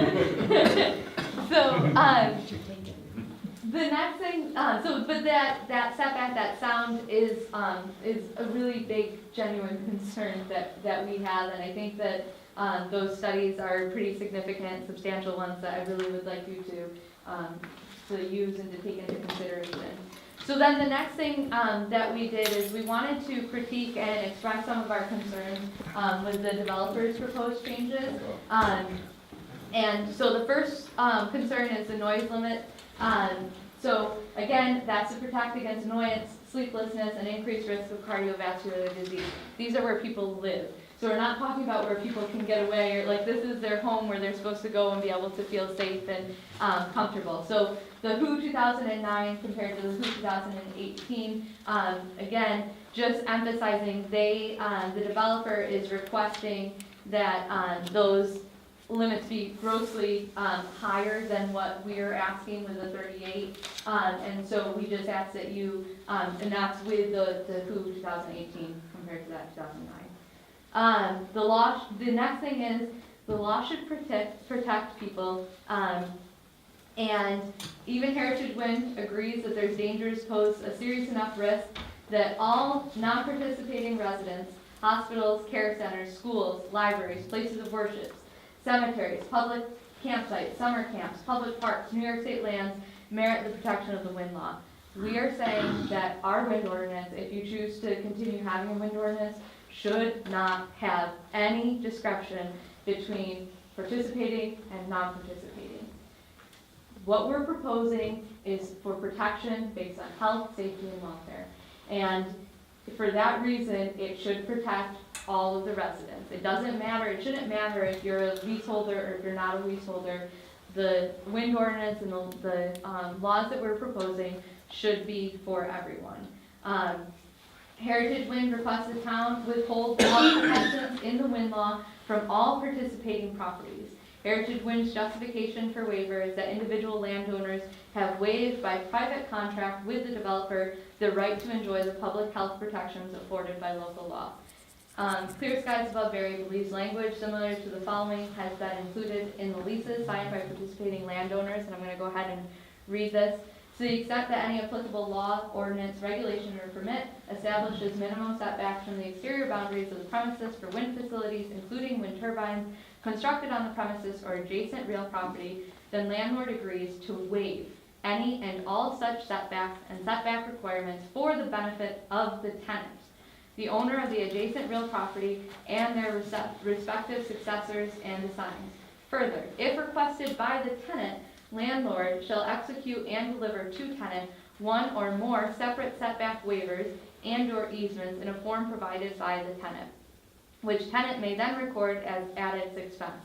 This waiver shall survive the termination of this lease for so long as wind turbines or other wind facilities exist on real property adjacent to the premises. So we are requesting, we believe that wind leases require landowners to waive the ability to collect damages arising from hosting a wind turbine or to bring their complaints to a jury trial. So we're respectfully suggest that the planning board and the town board ignore the arbitrary and unethical distinction between participating and non-participating landowners. If health protections are required for people without wind leases, then they must also be required for people with wind leases. We therefore request the planning board remove the arbitrary and unethical distinction between participating and non-participating landowners from the wind law. The wind law should provide public health protection to all town citizens, ensuring good public policy. Just to clarify, we do not have in our wind ordinances distinction between participating and not. You're saying we shouldn't incorporate what they want, that's what you're telling me. Right, right. This is in regards to their request. This is our. You're asking us to remove this from our wind ordinance. You don't have it in there. Okay, so I'm sorry. If from the proposed, so this section is all in regards to the proposed ones. I'm sorry. So sorry for that. Thank you for that clarification. So this is saying that we should not have a distinction that all residents of Barry, doesn't matter if they signed a lease or not, they should be protected, and that's, to us, it's really important. The revised noise limit suggested by Heritage Wind are grossly in excess of the standards, and we've talked about that. They, just so that everyone's aware, they're requesting increasing sound limits to 45 dBA LEQ for non-participating landowners and to 55 dBA LEQ for participating landowners. Both thresholds are above the World Health Organization guidelines and have been refuted by the recent research. I'm going to skip all of that stuff because it's a lot of specifics. But we do recommend the town adopt that limitation of the 38 to 40 dBA LEQ at all residents, not merely non-participating. And we want to make sure that that's forefront. Is there any questions on that? You left out one part there that's I did, a and I slap in will- the face, Carrie. I will tell you 100, I left it out intentionally, Kirk, I'm not gonna lie to you. And I will tell you because it is in print, and our attorney did write that. And unfortunately, because of the time constraints, I wasn't able to do a final review before that was sent out, because we were limited in the time availability. And Kirk, you are 100% right, and that is why I said that would be good policy, and that's why I did not read that section.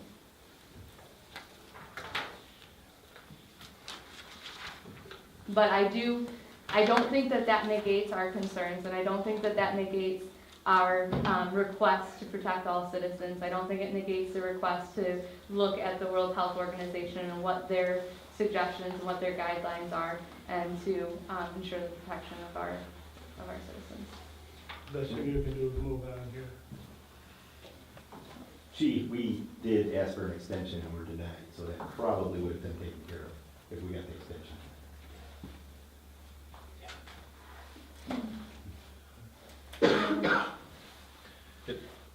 Will we be permitted to respond? Well, we've heard, well, yeah, go ahead. Sure, and I appreciate the time. I won't take up too much of the board's time going into detail, although I'm happy to if there's specific questions about 2018 or the Schomer study that were submitted by CSAB, both of which actually I think will help to drive home our point that what we have proposed is reasonable.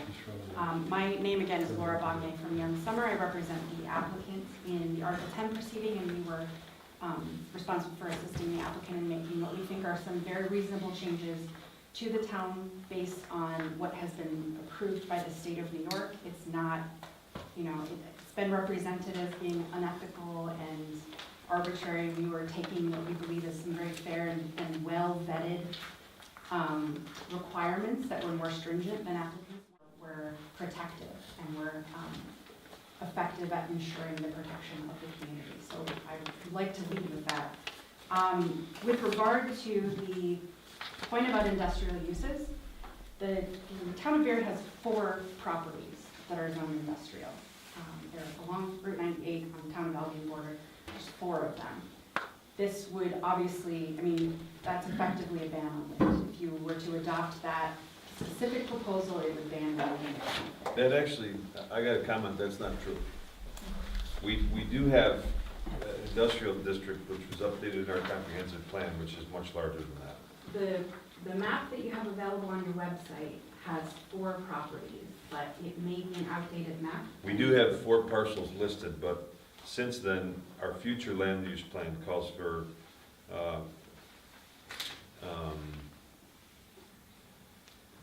more, what do we call it? Is that from your comprehensive plan? Yeah, but regardless, we did just change it. I just wanted to make sure it was clear. We did just change it to include more of an area on 31A and 98. But just to clarify, that wasn't a rezoning that was done, that's just a proposal. That's in the correct. comprehensive plan. That's So- only in our comprehensive plan. Right. My only point is Sorry. that at this time, there are 4 pieces of property in the town of Barry that are zoned industrial. That's correct. Moreover, I think there is a very reasonable basis, and I think most of the state of New York and the country and the world have acknowledged that there is a very effective relationship between the placement of wind turbines, which need to be spaced very widely in fields, and the ability to continue to use the land underneath wind turbines for things like row cropping, grazing, any type of farming, recreation. There's a lot of ability to use the property within a wind farm the way that's not available in a coal or nuclear facility for obvious reasons. I think you don't have to take my word for it. The New York Farm Bureau is pretty supportive of the idea of cooperative use between wind and farming particularly. It helps insulate the income stream for the farmer, because we all know that they experience some lean years. And it's a beneficial cooperative use. You look at agricultural communities in part because the large landowners are looking for ways to maximize the amount of income from the property that they have available in a way that still allows them to do what they want to do, which is to farm the land. So we strenuously object to the notion that these would be only permitted in the industrial, either the existing or the proposed industrial zones. We don't think that's appropriate. And the proposal, I won't get into the procedural aspects of the proposal that was made to revoke the wind law and apply for some sort of rezoning, because I don't think that's appropriate and I don't think it's necessary. We've come to the board with some pretty simple changes that would allow us to comply with the substantive provisions of your local law. I think, again, that these were reasonable, and we made our case before about why these are appropriate. With regard to the point about Article 10, there's really no need for the town to adopt this language. Article 10 will do what Article 10 wants to do regardless of whether the town of Berry incorporates language into it. I also wanted to point out that the applicant has never asserted that the substantive provisions of the law in the town of Berry would not apply to the project. In fact, in our preliminary scoping statement, we identified all of the substantive provisions in your town laws as they currently stand, which would apply to the project. If you made any changes to the law, we would obviously update that for the application. So I want to make it very, very clear that we have every intention of following as many of the substantive provisions as we can. Part of our proposal to you was identifying the places where we needed some adjustments to make the law more consistent with what the state has approved, and so that we didn't have to ask the state for a waiver. On the waiver issue, the language is certainly in there, and I would love to be able to advise the client that a waiver was going to be available from the siting board, but that's an incredibly difficult standard to meet. And again, we have, I think, made some very reasonable requests of the town that would allow us not to have a waiver in the first place. I think that's a positive relationship that Heritage would like to maintain with the town. With regard to noise standards, I want to clarify that the proposal that we made includes a limit for non-participating receptors. It includes a limit for participating receptors. The Clear Skies attorney's letter suggests that there's no protection or no health protection for participants. I want to make it very clear that we did propose a 55 dBA standard for participant residences. It's in paragraph A of the section of noise that we proposed. We also proposed infrasound limits, which were raised as a major concern. There is a subsection in there that specifically relates to low frequency sound and infrasound. With regard to the 2018 World Health Organization document, if you actually read the document, it doesn't in any way support this notion that there's a tie between wind turbines and cardiovascular effects. In fact, the report says that there was not sufficient credible evidence to make a connection between wind turbine noise, cardiovascular effects, sleep disturbance, any of the other health impacts raised. The only impact that's raised in that World Health Organization report is the potential for annoyance. The reason we have proposed limitations, the noise limitations, is because we recognize that there's that potential for annoyance for non-participants. But someone who enters into a lease agreement with the company who is receiving lease payments is not, they're not being put at risk of some horrible health effects. They are receiving a benefit from something that's on their property. So the potential for annoyance is incredibly reduced, if not non-existent. We are still proposing that we will agree to a 55 dBA limit. I just want to point out that the heater, when it was on in this room before the meeting started, was over 65 dBA. And we usually have them turn it off during. Right, so, I mean, my point is only that 55 dBA is still a very quiet standard. It's still very effective. The standards for noise in a wind project will require that the applicant demonstrate that it can meet the noise standard at receptors. There's no need to put a numerical standard in the law that's tied to noise standards, because we'll have to prove to the state that all of the modeling we've done shows that we will not exceed the noise standards that are applicable to those turbines. Whatever setback we need, and for the record, I think you'll see it will be very much less than, if not at least equal to the 1,500 foot setback that we've proposed. We will have to demonstrate that standard is met, or we won't be able to get a permit from the state. So the notion that we need to impose a 3,000 foot setback for noise purposes, or even that the town needs to spend the money and time and resources consulting with Labella to come up with a numerical setback is incorrect. With regard to the Schomer report as well, I won't go into too much detail on that, but that report is based on annoyance and community complaint potential. It's not based on health impacts. It's based on the potential for people to get frustrated or annoyed with something and make a complaint. So Schomer's proposed limitations on noise are to fully eliminate any complaint potential from any human being in the community. It's been represented to you as something that's necessary to protect public health. That is not true. I don't think that I have anything else I need to delve into unless the board has questions. I got a question. Sure. In the Casadega project, which is the first Article 10 project approved in the state, did they have a different threshold for noise for participating and non-participating Yes, properties? sir. The language that we've proposed that the town adopt is verbatim from the certificate order for Casadega. So they made a distinction in their requirements. Yes, sir. And it was 45 dBA for non-participants and 55 dBA for participants. Okay. The only provision that we had asked the town to consider striking from the Casadega order, which is the state's permit for them, was subsection B. The reason is that it sets a standard for an annual average noise limit. It would be extremely difficult and extremely expensive for the town to try to enforce that. We would essentially have to pay someone to do a study at receptors all over the community for an entire year and do averages. It's a lot of money and time that's not really providing any additional protection to you. So we had requested that subsection B be removed from what would be proposed for the town of Barry. Those types of limits will be required by the state, and they will find a way or find a mechanism to require the enforcement of those limits. I wanted to point out one more thing.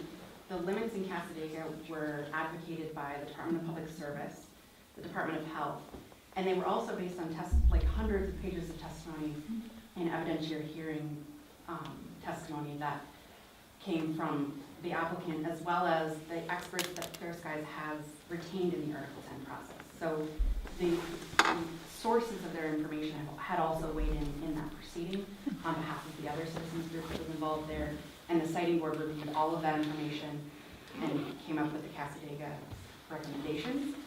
We will have to present any new evidence, including the 2018 MOPU. There's a National Renewable Energy Laboratory report out there that we'll be putting in as part of our evidence that is updating information that's in the 2018 WHO.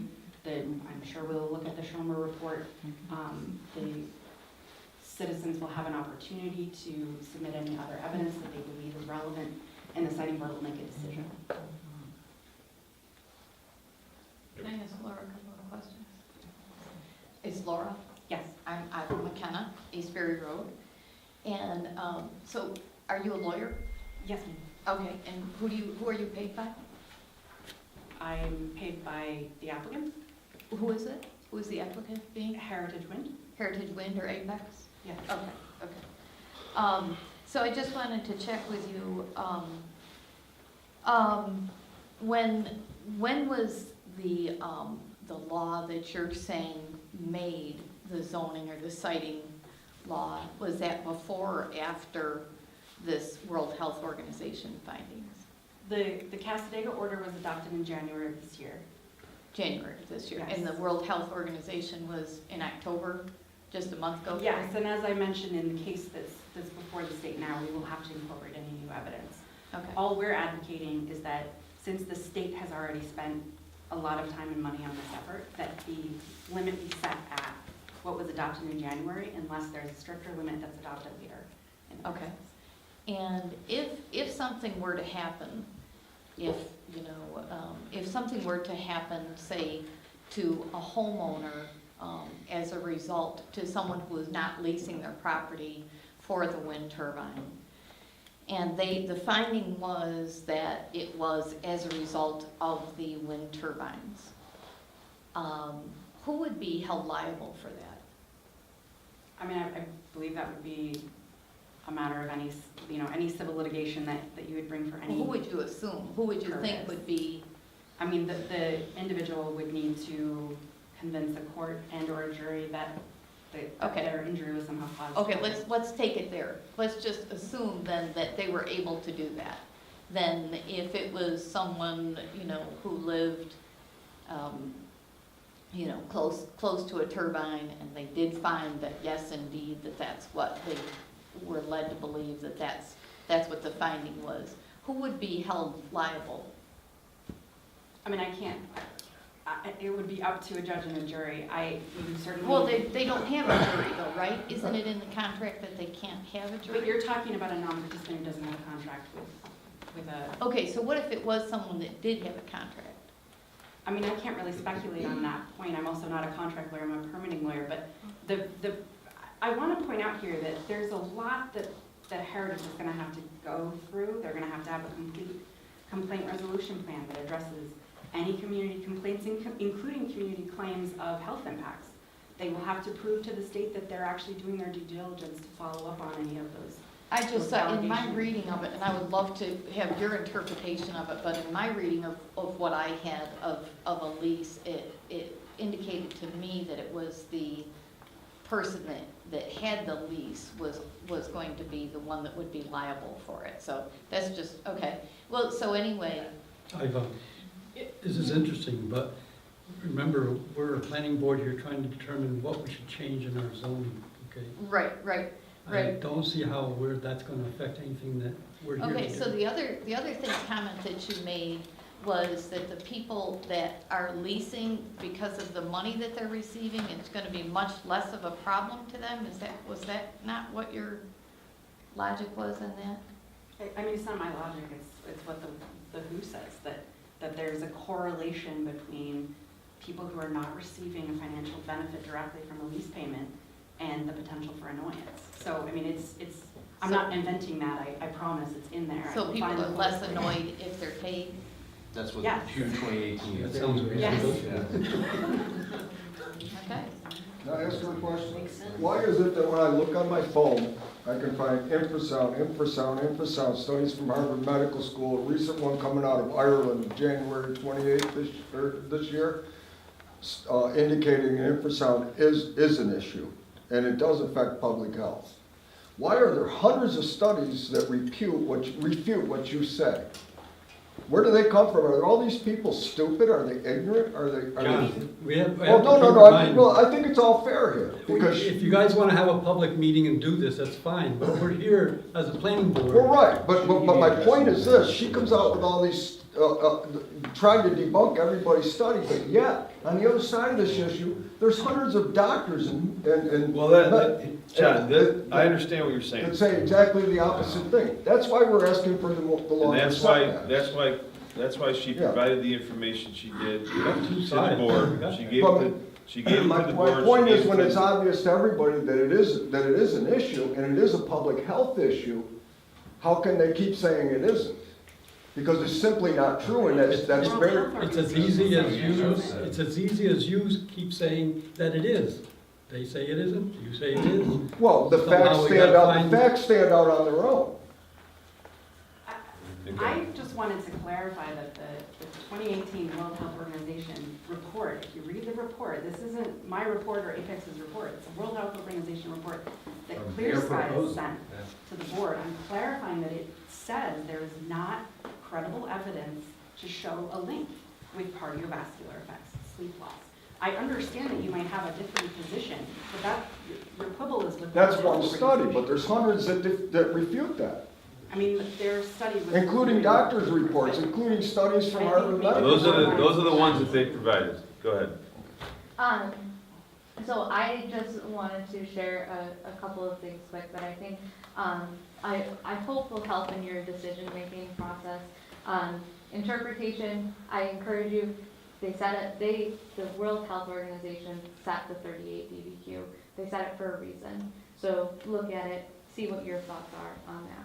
As far as the Article 10 process, and they keep using that as the scope and as what you should use as your guidelines. I'm gonna be completely honest with you, I feel like a really big, like I'm definitely Clear Skies Above Berry is the underdog in that process, and yes, we have hired experts, and yes, we are actively participating, and yes, we as an organization are reviewing and going through and participating in every step of this process to try and be as informed and try and share our concerns with the state and with the Department of Public Service and with the DEC and the Department of Health is putting in their input. But it's not a fair fight. And I'm going to explain why it's not a fair fight. So when you're going through, I'm asking you to look at the information and look at our community. The Article 10 process, yes, it is a litigation process, but guess what? We have limited funds. Our Clear Skies Above Berry, we have $2,000 left, a little over $2,000 left of our intervenor funding. We had $30,000 to truly participate. When we did up our draft, to truly participate in this process the way that we wanted to, it would cost us $80,000. The members of Clear Skies Above Berry have put in countless hours reviewing those 190-page preliminary scoping statement, reviewing, and it's technical, and it's information that we're just trying to do and researching and trying to find information and trying to figure out what is out there, what does everything say. And then we have a developer who has 4 projects in New York State, who has money that they can cash flow the first part of this process, that has the ability to go through and hire the experts and the attorneys that they want to hire to be able to convince and to litigate and to do the process the way that they would like to. So yes, there is a process. Yes, we are participating to the best of our abilities in that process. Is it a fair fight? Is it that we are financially constricted in our ability to participate in this process to the fullest extent that we would truly like to participate in this process? And I know that this next step, there'll be more intervenor funding, there'll be more opportunities, but I want to share with you that, and this is, the Cassadaga project was the same way. And I think that if you talk with the experts that we've hired, or if you talk with the experts that were hired by the citizen group from Cassadaga, I think you would find that they felt that there were downfalls and that there were areas that they didn't know. This is all still new. There's only been one that's gone through. So, you know, the reality is yes, it's a starting point, something to look at. I'm not saying, please don't ignore it, by all means. I'm not saying that. But what I'm requesting is that you don't use that as your sole guideline. That you don't just say, oh, well, that's gone through the process, we're good with that, let's go. Because the whole process, yes, it's litigated, but again, is it truly a fair fight? Is it truly the the way that are both sides represented equally? I personally don't think so. Yep, go ahead. Gary Palmer, 5660 Oak Orchard Road. He was first, but go ahead. Go ahead. In regards to noise levels and that, they brought up the heater running. Now, we all found that distracting. It only ran for a little while. It's not very loud, we can all agree to that. But think about that running constantly, 24/7, 365, always in the background. At some point, it becomes annoying to everybody. It doesn't matter how loud it is, it's the constant, you need to take into account. You also need to take into account property lines versus residences. I want my property protected. My residence ain't on all 24 acres of my property, but I hunt on all 24 acres of my property. My property line would be 1,500 feet. There could be a wind tower right there on my property line.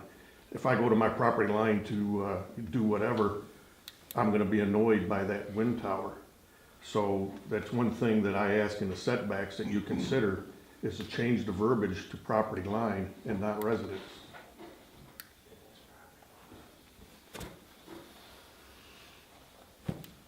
Go ahead. So I wasn't here for this, so it's all kind of new to me, and I don't have a stand one way or the other on it. But I don't know if have either of you guys talked with the residents of Cassadaga now and see how they feel about it? Me? No. I don't know, I mean, I guess it's you versus you, so it just kind of, that seems like a logical question, because they've had it on for a year, do they like it, do they hate it? Hasn't been built, actually. Yeah. Okay, all right, so I don't know that. But then the other question was, we got some stuff in the mail, and it said something about revenue, and you had mentioned earlier that money can buy people to be less annoyed. Are there taxpayer benefits to the wind farm, like what's the ROI per person that we could expect, or are there calculations for all that stuff? There's a good question. There are estimates. We'll sign a agreement, hopefully with taxing jurisdictions, called a pilot or a host community agreement.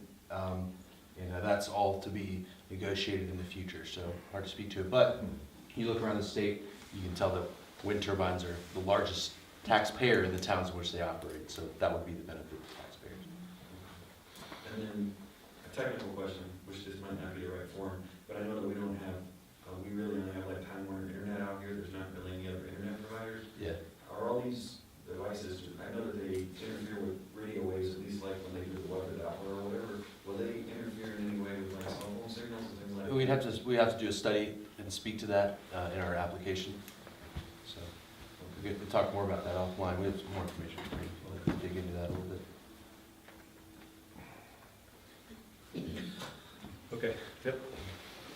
City Burnside, Hall Road, Tom Berry. I want to just clarify that,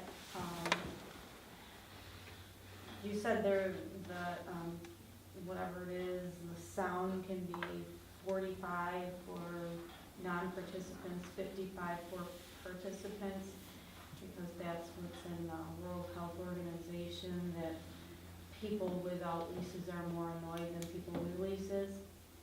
I read your lease, and I think somewhere in that lease, I think it says that if you are a leaseholder, at least I think the one that I read, you really can't say anything anyway, whether you like it or not.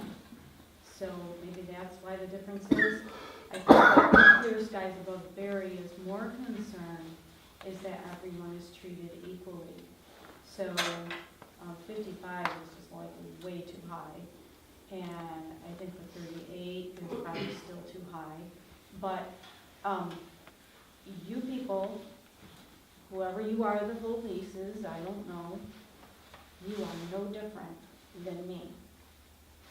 And if 38 or 55 or 45 is too high for me, it's too high for you.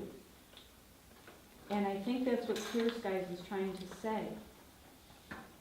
I don't just care about me, I care about you as well, because you're my neighbors. Some of your kids have gone to school with my kids. I care about you. They don't care about you. They don't live near you. And as far as no more, but I don't know how the law works. I didn't realize that Mr. Mark could talk to you guys and tell you what to put into your, because I thought you had your own attorneys. I don't understand that. But if part of what you said was, Mr. Mark said that unless someone comes forward with higher standards, correct? Something along those lines? Stricter standards. Stricter And that was done standards? a month ago at Then- this meeting. Okay. So it was done Then openly. guess what? I'd like those stricter standards to be us. And I that's think all I have that to was, say. that was the point of the addition. I think our point here is only that we proposed something that was vetted by a number of other agencies who are not exactly, an easy sell on some of this stuff. It was a very difficult, very long proceeding that got to that agreement, and we felt that that was fair. It's not something that we would necessarily say is the most friendly, but we think it's reasonable given all of the circumstances. I think the point is only that we're requesting that you not throw out what was vetted by the state and by all of the parties involved in the Casadega proceeding in favor of the World Health Organization standard that is, by the way, a conditional recommendation, which means that the evidence is not of strong enough quality for it to be a binding or strong recommendation. It's, there's several citations throughout the document talking about the low quality of the evidence that was available, the problems and biases and inaccuracies in the studies that were reviewed, even that showed the link between annoyance and wind turbines. So again, this is not, it's not cardiovascular health, it's not like someone's being damaged or injured or made sick. It's annoyance by non-participants, and that's why. Can I ask you a question? Yes, sir. Just in terms of the amendments or the proposed amendments, what are the minimum changes that would still allow the project to go forward for consideration before the signing board? You understand the question? Minimum change.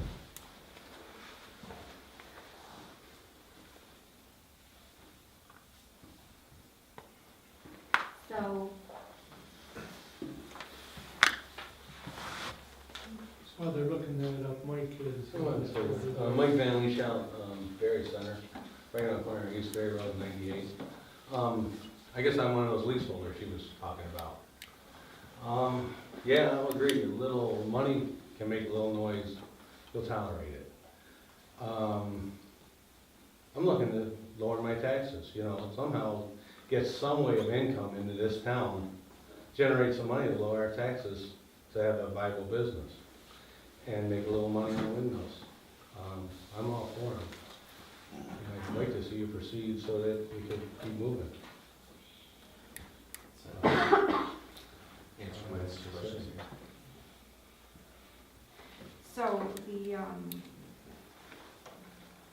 obviously the noise amendments in B1,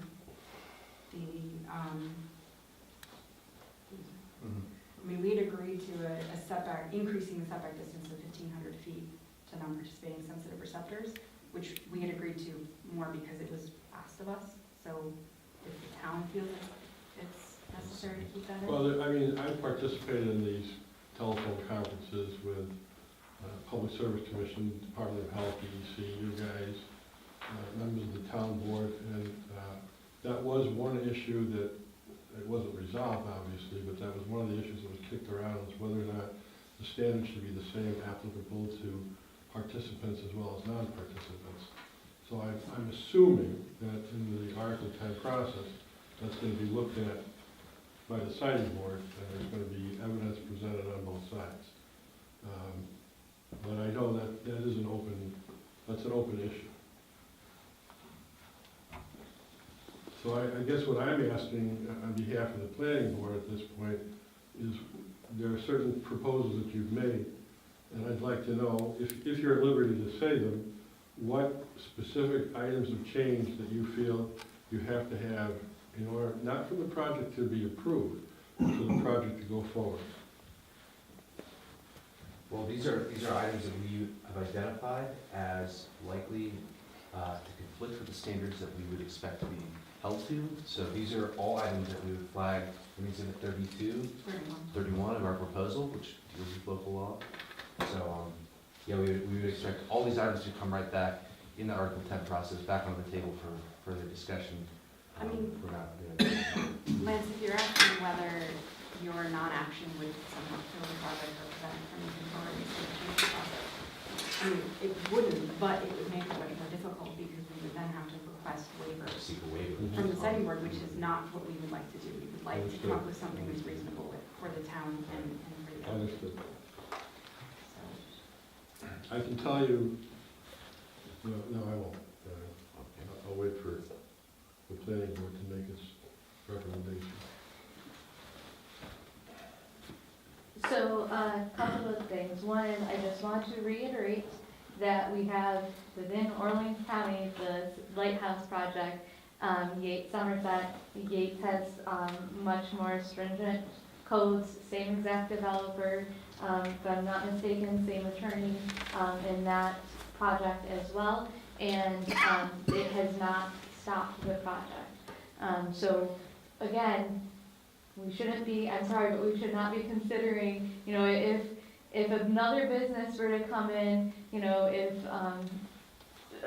any of the businesses that were here, Mr. Quill, or anybody else came in and was saying, this zoning ordinance does not fit the requirements of what I need for my business, so I'm going to recommend we change these so that I could have my business here. I don't know that we would be looking at this the same way, and I find that frustrating, you know, small business compared to large business, and in our community and who we are and who we represent. You know, to have a large corporation come in and say, we think that you should change your ordinances to better our business is frustrating, to say the least. And just that they're, like I said, a perfect example, whatever we do here in reality is not going to stop this project. The idea is that we are trying to protect the citizens of our community.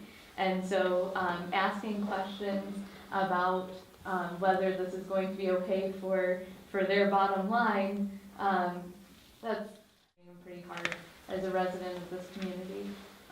And I think as far as the taxes go and, you know, how it will actually benefit our community, I still feel that that's yet to be seen and have a lot of concerns that way. And I think that, like I said, when reviewing this document, please keep the residents, the families at the forefront, because I think that, you know, it would be a different discussion if we were, if a different business came in and made these requests.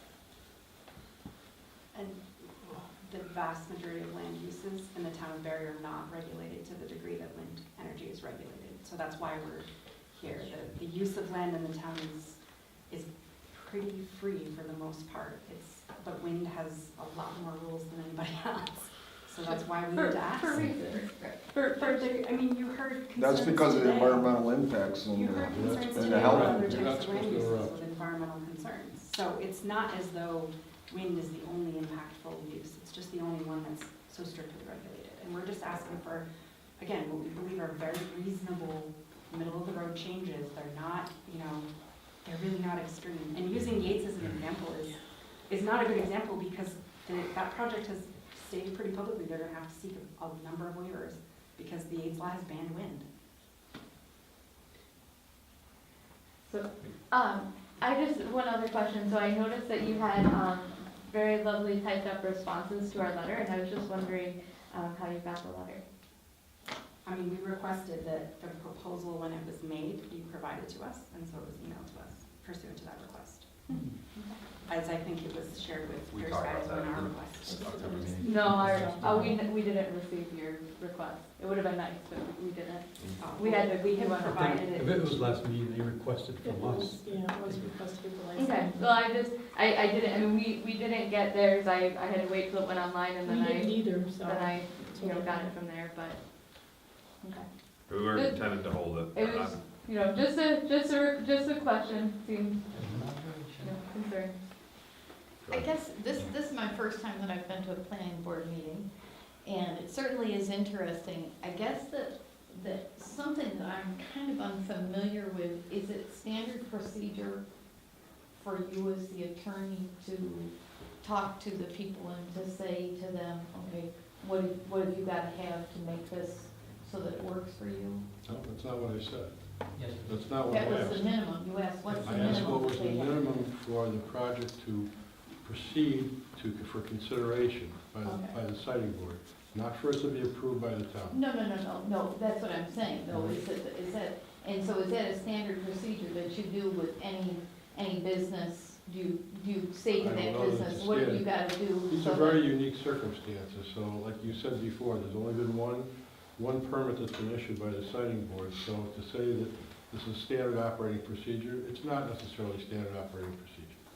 Okay, for other businesses, you don't speak up and ask what their minimum would be? Usually, to be honest with you, usually I'm not involved sitting with the planning board. I've been asked to sit in for these meetings, so I can't really comment on what goes on at some of these other planning board meetings. Certainly if I were asked. It's very rare to see Lance here. It was kind of an interesting Trying to save the juxtaposition. town money by not having me come to all these meetings, so. We asked that Lance be here. We were expecting that your attorney would be here too, but. Can't afford We it. can't afford it. If we could afford We it don't to be have here, the- we would, but it, you know, $190 an hour, what we're paying for our attorney to even just review and write up this letter, you know, we're gonna be, we just got the bill and I'm not gonna lie, it made my heart sink, so. Well, you know, the town is really under the same constraint, because you know that the initial amount was 70,000, 30,000 to you, 40,000 to the town. Right. And I would dare say, I don't know what the bills had hit yet, but I know that from discussions with Labella, they've come pretty close to the margin. Yeah, and it would be nice if we felt like we were able to work more closely with the town, rather than feeling like the town is more concerned about the developer's interests. Absolutely. And the question that you just asked is why we feel the way that we do. Yeah, there was nothing, I guess I should say there was nothing about the question that I thought was biased in favor of the developer, so. But I think I I wouldn't. mean to imply that. You didn't ask her, what would it take for her to shut up and go away? I'm sorry? Well, that would be a lot of people in first. You should have her, it's gonna take her to shut up and go away. Thank you. That would be less biased. Sorry, I'm. Well, I mean, the word recognized for one thing, number two, I think it was a pretty ridiculous comment, but. I don't know. Maybe they don't want to do that, but it's all right. Okay, a couple more, and we're gonna move on. So, I just want to, okay, the World Health Organization, which is made up of the United Nations, 147 countries, pulling together all the medical information they can to share with the world, made the recommendation, tell me if I'm wrong here, Kid, made the recommendation for wind turbines to be at a limit of 38 dBA. I don't believe that they would do that with just a nuisance claim. I mean, it's a world organization, but maybe it is, and I haven't read it close enough to know. I was just saying that that was their recommendation, 38. Kerry's proposal was to take that information and see what Labella would do for the setbacks. In the ordinance, the wind ordinance in Woodbury, if we have any questions or anything like that, we have it in there that the wind developer needs to pay for that, needs to answer those questions and pay for those things. I think that when she said, well, you don't really want to waste your money doing that, let's take a second. Let's take and get their answers from them and see what the setbacks are and have them pay the bill.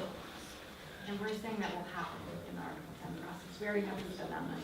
But if you're It's asking for about a, $5 million to get to an application, so we promise we're spending that money already. but if we're asking We'll have to for, generate contour maps showing the station sound impact.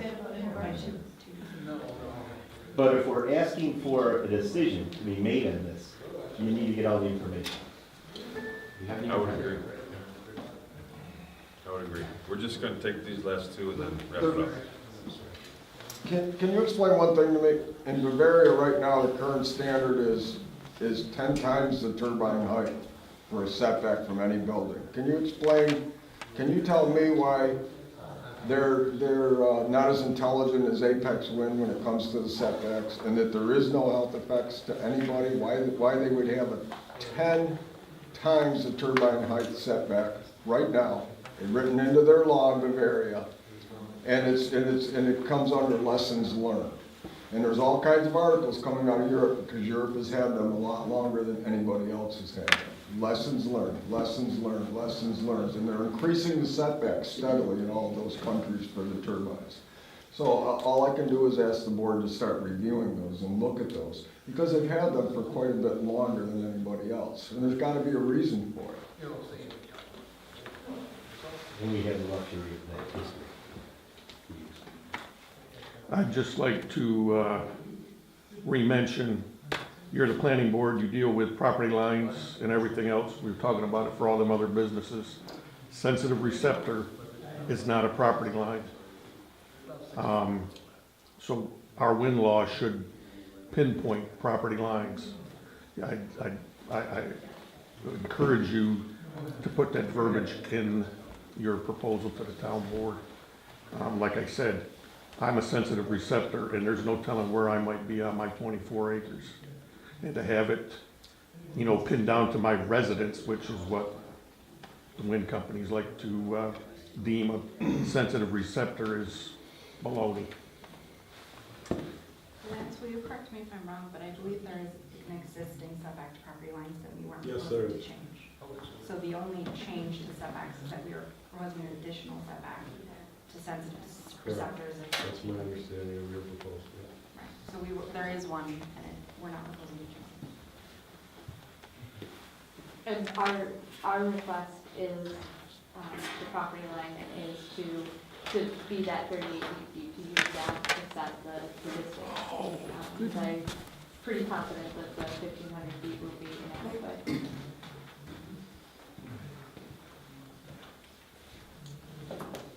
Tom, I'd like to make a recommendation. After hearing these folks and under counsel from the attorney, I'd like to have the planning board consider that we don't make any recommendation to the town for any changes.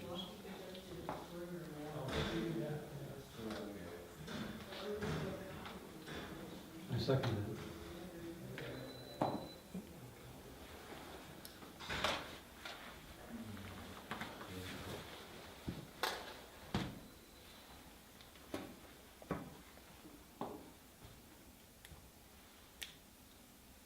Is the public allowed to speak now? Or is it We're vote? still You gotta in the vote. middle here. Okay, so, So the recommendation, the motion was made by Wes and seconded by John, that we recommend to the town board that no changes be made to the current zoning.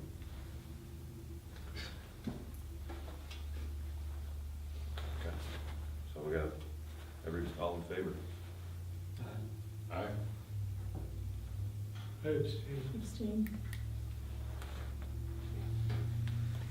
You abstain also? Well, my official full-time vote. It's fine. So, yeah. Okay, so that's the vote then. That would mean that we would make that recommendation to the board, and that would be, it would be the board's decision to take these issues and weigh the circumstances.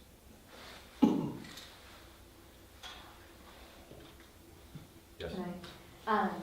So, I guess I just am wondering, what the reasoning is for voting for inaction, without any discussion prior to. I mean, you mentioned, conferencing with the attorney about this prior to our discussion. I mean, when residents have invested time, energy, funds, and inaction was a decision to move forward with without, even consulting with the experts or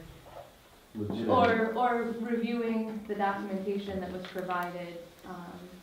First of all, it's not accurate, that the documentation wasn't reviewed. So, as far as what discussions took place between the planning board and their attorney, you understand that's privileged, that's confidential. So unless the board were to waive that privilege, it's not something that's for public discussion. I will say that many of the concerns, both on the side of Clear Skies and on the side of the developer, are going to be addressed in detail, in scrutiny and ever finite detail by the planning board. And I say that based not on speculation, but based on my participation in these telephone conferences and all the subject matters that came up, one of which was noise, and it was involved with discussion of the recent WHO findings and recommendations, and including whether or not there would be any impact on cardiovascular disease. All the environmental concerns, noise concerns, setback concerns, you name it, they are going to address those things. So to put it in the hands of the planning board, okay, who are not experts, basically, as far as I'm concerned, exposes the town to potential litigation, either from Clear Skies or from the developer. So in order to avoid that situation, I thought it was best, and I still think it's best, for them to make a no recommendation. It'll go to the town board. If the town board feels differently, they will. If the town board is satisfied that the siting board is going to handle all these things in an adversarial position where you, as Clear Skies, have the right to submit whatever evidence and whatever arguments you deem appropriate, and they're going to make the final decision. So I just think from a legal standpoint, it's unfair to put the burden on these individuals who don't have the expertise. That's all I'm going to say about it. Yep. So I have also participated in every one of those conference calls. They are confidential.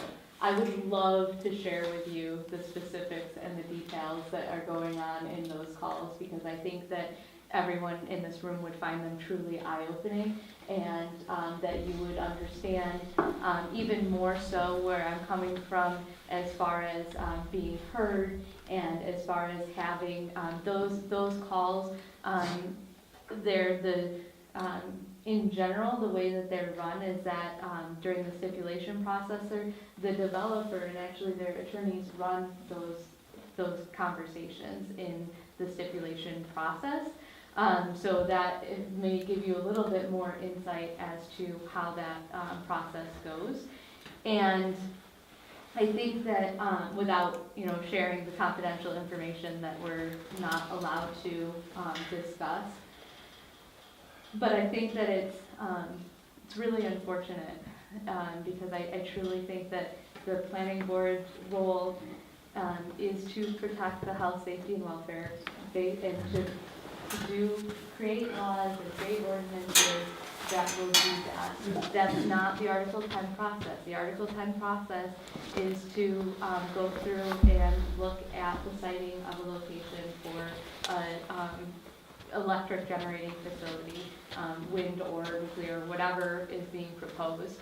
And they aren't looking at it from the same standards that you are. They aren't looking at it as residents of Berry, as neighbors, as individuals who are concerned with their neighbors and with their families, and wanting to make sure it's different. And I think that a different attorney may give you different advice. I think that a different I think that it's just I disagree strongly with what just happened. I'll just leave it at that, I guess. There was no possible win situation here. I'm sorry, there was no possible win situation here. It's a lose-lose situation. I disagree with that. But I also think the other thing I was going to mention is that the planning board, if my understanding is a board, and when you meet, it's a public meeting unless you go into executive session. So to have, unless that was what you were discussing in executive session, which was not what was shared with the public, part of this is to be open and transparent with the community. And How do you see we were not transparent?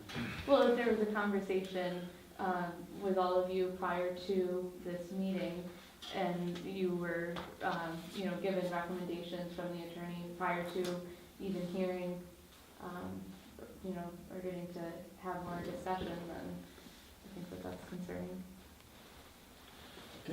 Can I just ask one more? I want to comment to that, because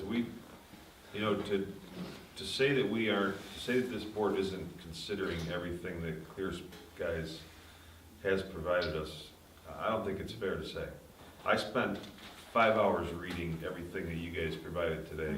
I spent an equal amount of time reading what we got from the residents. And Robin's, John's, I put a lot of effort into that myself, as did others, to hear what people had to say about this. And Apex. We listen to everyone. And Apex, yeah. And there's a lot of information to digest, and there's a lot of information to try to learn, because I'm not educated in this wind and flicker and all those things, but you do the best you can in understanding what there is. Right, but to make it, to immediately following the discussion, to go ahead and make a motion and to pass a vote without sleeping on it, without, considering it a little bit more, even waiting a month, I know that you had put the idea that you wanted to have your proposition to the board by the end of the year. You do have another month that you could. This isn't new, though. We have been thinking about this. We've been thinking about this Months. for months. I'm sure everybody on the We've planning been board. agonizing over how are we gonna do this? We knew what you were gonna say. It isn't like. But you could have saved me a lot of money. No, I'm not gonna lie. I got that bill. You did a great job, and you presented yourself I, well, but we had a pretty good idea where you were gonna come from. You gotta understand that we cared about everyone here, and they worked on it longer than I have. But I was a neighbor and took in and tried to be, we're all out there doing the best we can. But if we were to make one change, it was gonna lead to a multiple, and then we're gonna get into things that we're not PhDs. I can't, I can spend hours, I appreciate you get on the internet, but I can also go to New England Journal of Health and ask them, they might give me a totally different. It's like, there's just so much information, and we're not elected sitting here, we're appointed people. So we're gonna make, we're gonna make a recommendation. Our recommendation, take it You're as it appointed, is. but The you law is didn't have the- to take the appointment, and thus you wanted to look out for the people of the town. And I think we're trying I to. sat on that board for many years, and we looked at every detail, every which way. You guys are unbelievable. I think the way Lawyer to win. Facts, they had a meeting, they had a gentleman come in and explain a whole lot, and not one of you come down there, so you must think you know more than anybody else.